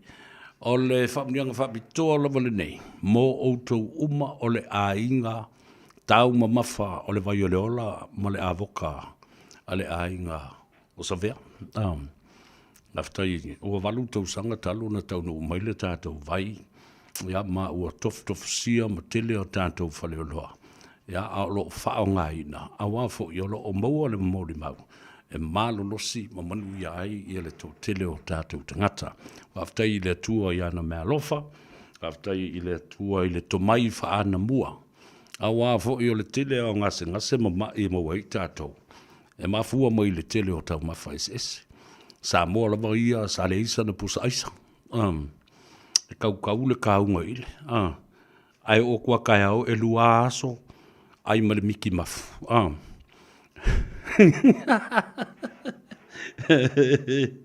Ai male miki mafu. E ngā si vasolo a koe ara I ale. Ai le ai masesi e mai ai. Ai masesi e mai ai. Ia na ua matu loa ia tau mawhatu apa. Ma meo a ano manufasi po lea ua ato le ta ilua tolu whātau sanga talunga umana pele meola. Umana fasi, wha mamaku le eisa. 5 tausanga o iai le eisa. Ai o le lona ono tausanga landa tua ilo I Samoa. Ia pa uma moe mko e ngā mea fo e whapena. Ia olo toi ngā mea le na. 5 tausanga taluna na umana fasi le. O le malosi o le eisa lea na laia na malo I whapea ma pe e fresh. Ai le fresh, eo. Ia. Ai matele. Ia ngase maua mai. Ia mātou I tua. I le nuule o so la ua masaungi atu. A wafo I pi o se nuu fo I lele o le folafolanga. Ma se nuu whaamnua ina. Le ngata o le swa vai. A o le hola lau usi o mea uma. A ano manu fasi. A umani o wai leiba se mea o le manu palangi e fo I lele whaaleanga. E o e amata mai tapu vai, e o le paupovi. Sau I le fifi, o le puka. O le uru povi. Pe o malei ma se me e whaaleanga ina. Ai a mantua lele ini e se nawa I teimi, o le mea lai whai. A le tatao ina I o le fifi o le povi I ngā tai e tuu e ima a vo I le vai. Ia... Ale o le nā, I meo kālone te tele sa eri il matama. E tongi I aile meo le meo le masima. Ia tau ai a umana sai o tapuai povi o meo le ulu povi. Wa uma me fai. E tau ai e tono le masima le na. Ina ia le lei ia umi. E uma le masina. Ia o awa iwa imai. E matau tia. A umalana falai le meo le puka fo le mele fifia le. O le pofi. Saka. Tua i saka ma tua i te tau ese le ngau. A ola fo ilele ule ini me ule ini a ano manu fasi le nawa yasu. E ana fai lele mele na. E wawal whaalifu malau i punga o ke lea whapenge i ingu ma ilo fasikalo. A ro pepeki la kouia ma le malo losi. I le ai mangi mai e mua i ngame.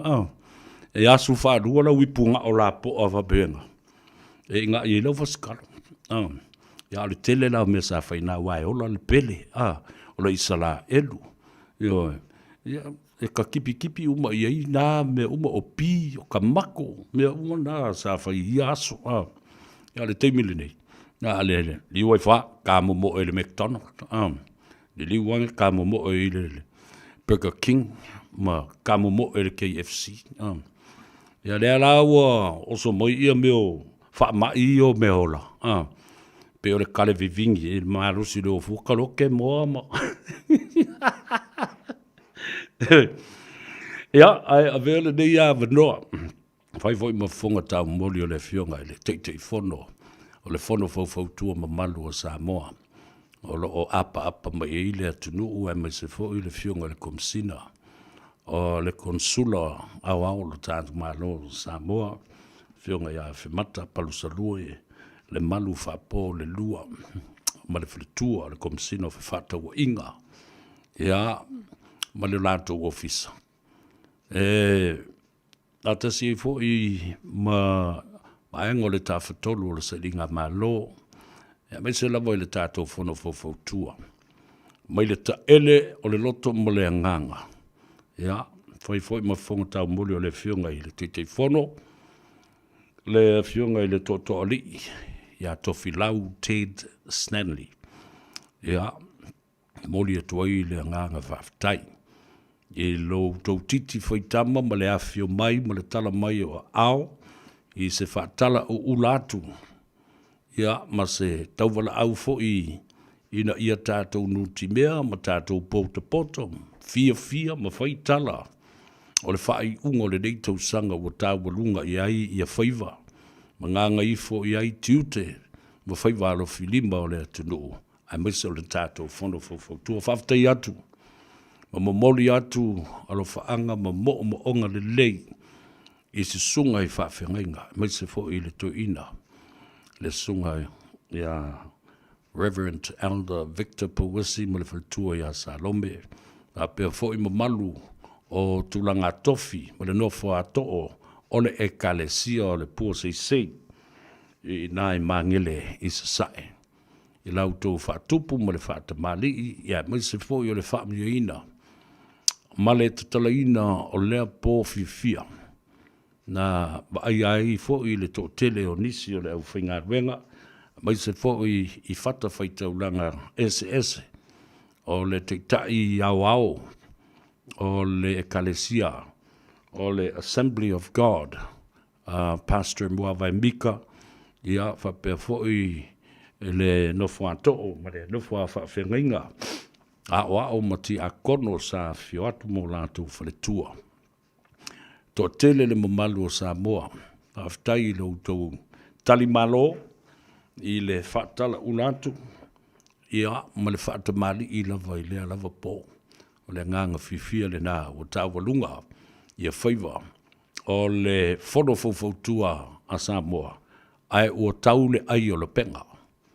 Le ngata o tātou poto e se tau mawhitanga mātango fie ma whaafianga ese whelandu wai o le po a o le au le lei o le mamadu o le awhia a mata mai le tūpāo tane se i o le tūpāo tinamata mai tai ma aunga whapai whale tua ma tausi sa au ia whapea fōi le mamalu le pa ia a inga, fa pea fo le fa fale upolunga, e kale CSS, ia ai mai se o woma e masani, sa tātou wheilua iai le Malta o Samoa, mana tua, alo iai le numera le tātou te whono, ia ma le numera fo ia le tātou savea, le tātou subcommittee, ma e na ngā lulua i le lava pō, whaafitai, tele, le se si upu e siri atu, nai lo le nganga whaafitai, i le au mai o lo tau au, ia ma tātou pūna no, ia manuti mea whaatasi, i le tautuaina o le tātou whono. O le whono o atoa i le 5 tau sanga, talu o na whaavai mai le awhi visalau, valu se furu ma le wha. Ia, bo mo onga le leina, whaafte iantu ia i lātou, nisi fo i o tātou sponsors, o e na anga le mai, o le sauwha inga, o whaafenga inga, mo le lātou, taulanga osi, ia o tupe, ia ma se leni sa utou, a au ia i le po, le se leni ma mala ma le paia, ia lo fangia le tua, ia toi whaatu tumu mea umana wha ngau, ono le lava po. Ia, o le tala le nā ma le nganga wha loalo, whaftai tu foi, ia amba wha mai se atu le tua, i le vala au, i o tātou ainga, i so se no whanga, a wā o le tātou te fia whaatasi, ai e iai lava le teimi o le tua. E ai fo le teimi nā te vala au ailo tātou matai, ia i tātou so se no whanga, ia i tātou te le popole ai. I tātou, o umana o uina, i le ata o le whao le tanga, ma mea ua umana sao nia e le tua, ina ia toi fo i mai le tangata, i a ao le tua na ia fausia, ma tuu iai le mana vaola.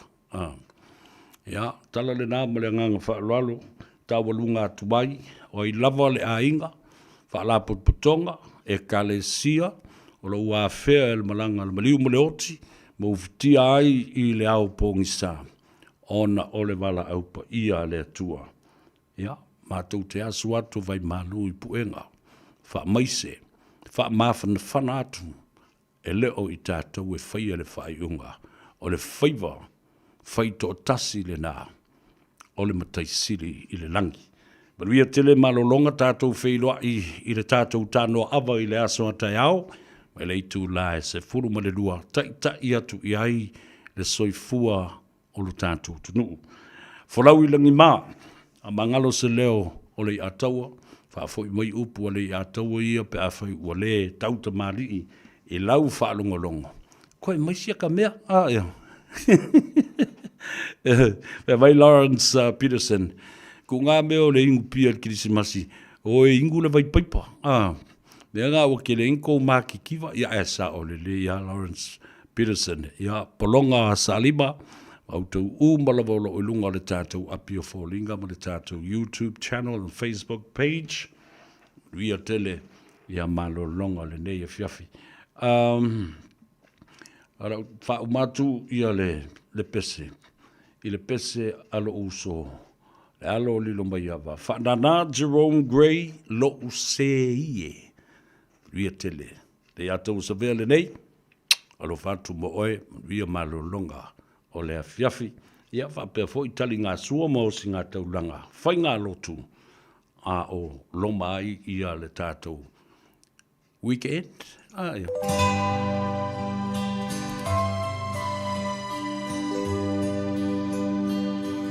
Well, folks, that's it for me on this, and it's another Friday. While you enjoy your weekend, and I hope the sun will bring some wonderful, wonderful times for you and your family.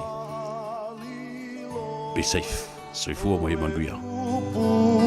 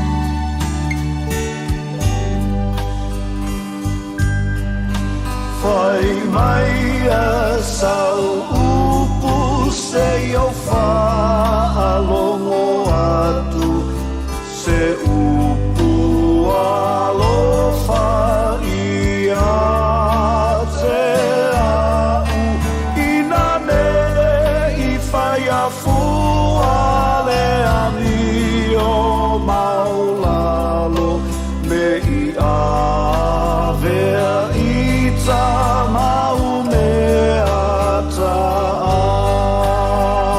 alo.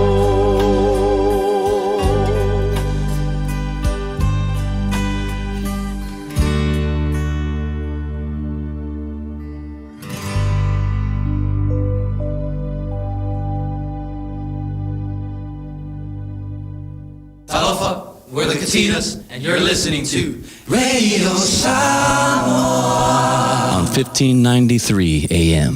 Hi, I'm Leilani. I live with my husband, kids, and my parents. When one of us is sick, I call Healthline. It's a free service where I can talk to a nurse or paramedic for health advice and information about what to do next. It's available all the time, 24 hours a day, every day of the week. And if you want to speak in your own language, just ask for an interpreter. Call Healthline on 0800 611 116. Talafalava Samoa o whaineo eni ma le tatou whale tā wale la wiloa o le Car for You. A whailava ta sa ilisa tā wale, le aise lai sene pe mawale lai sene a o e whaingaluenga tu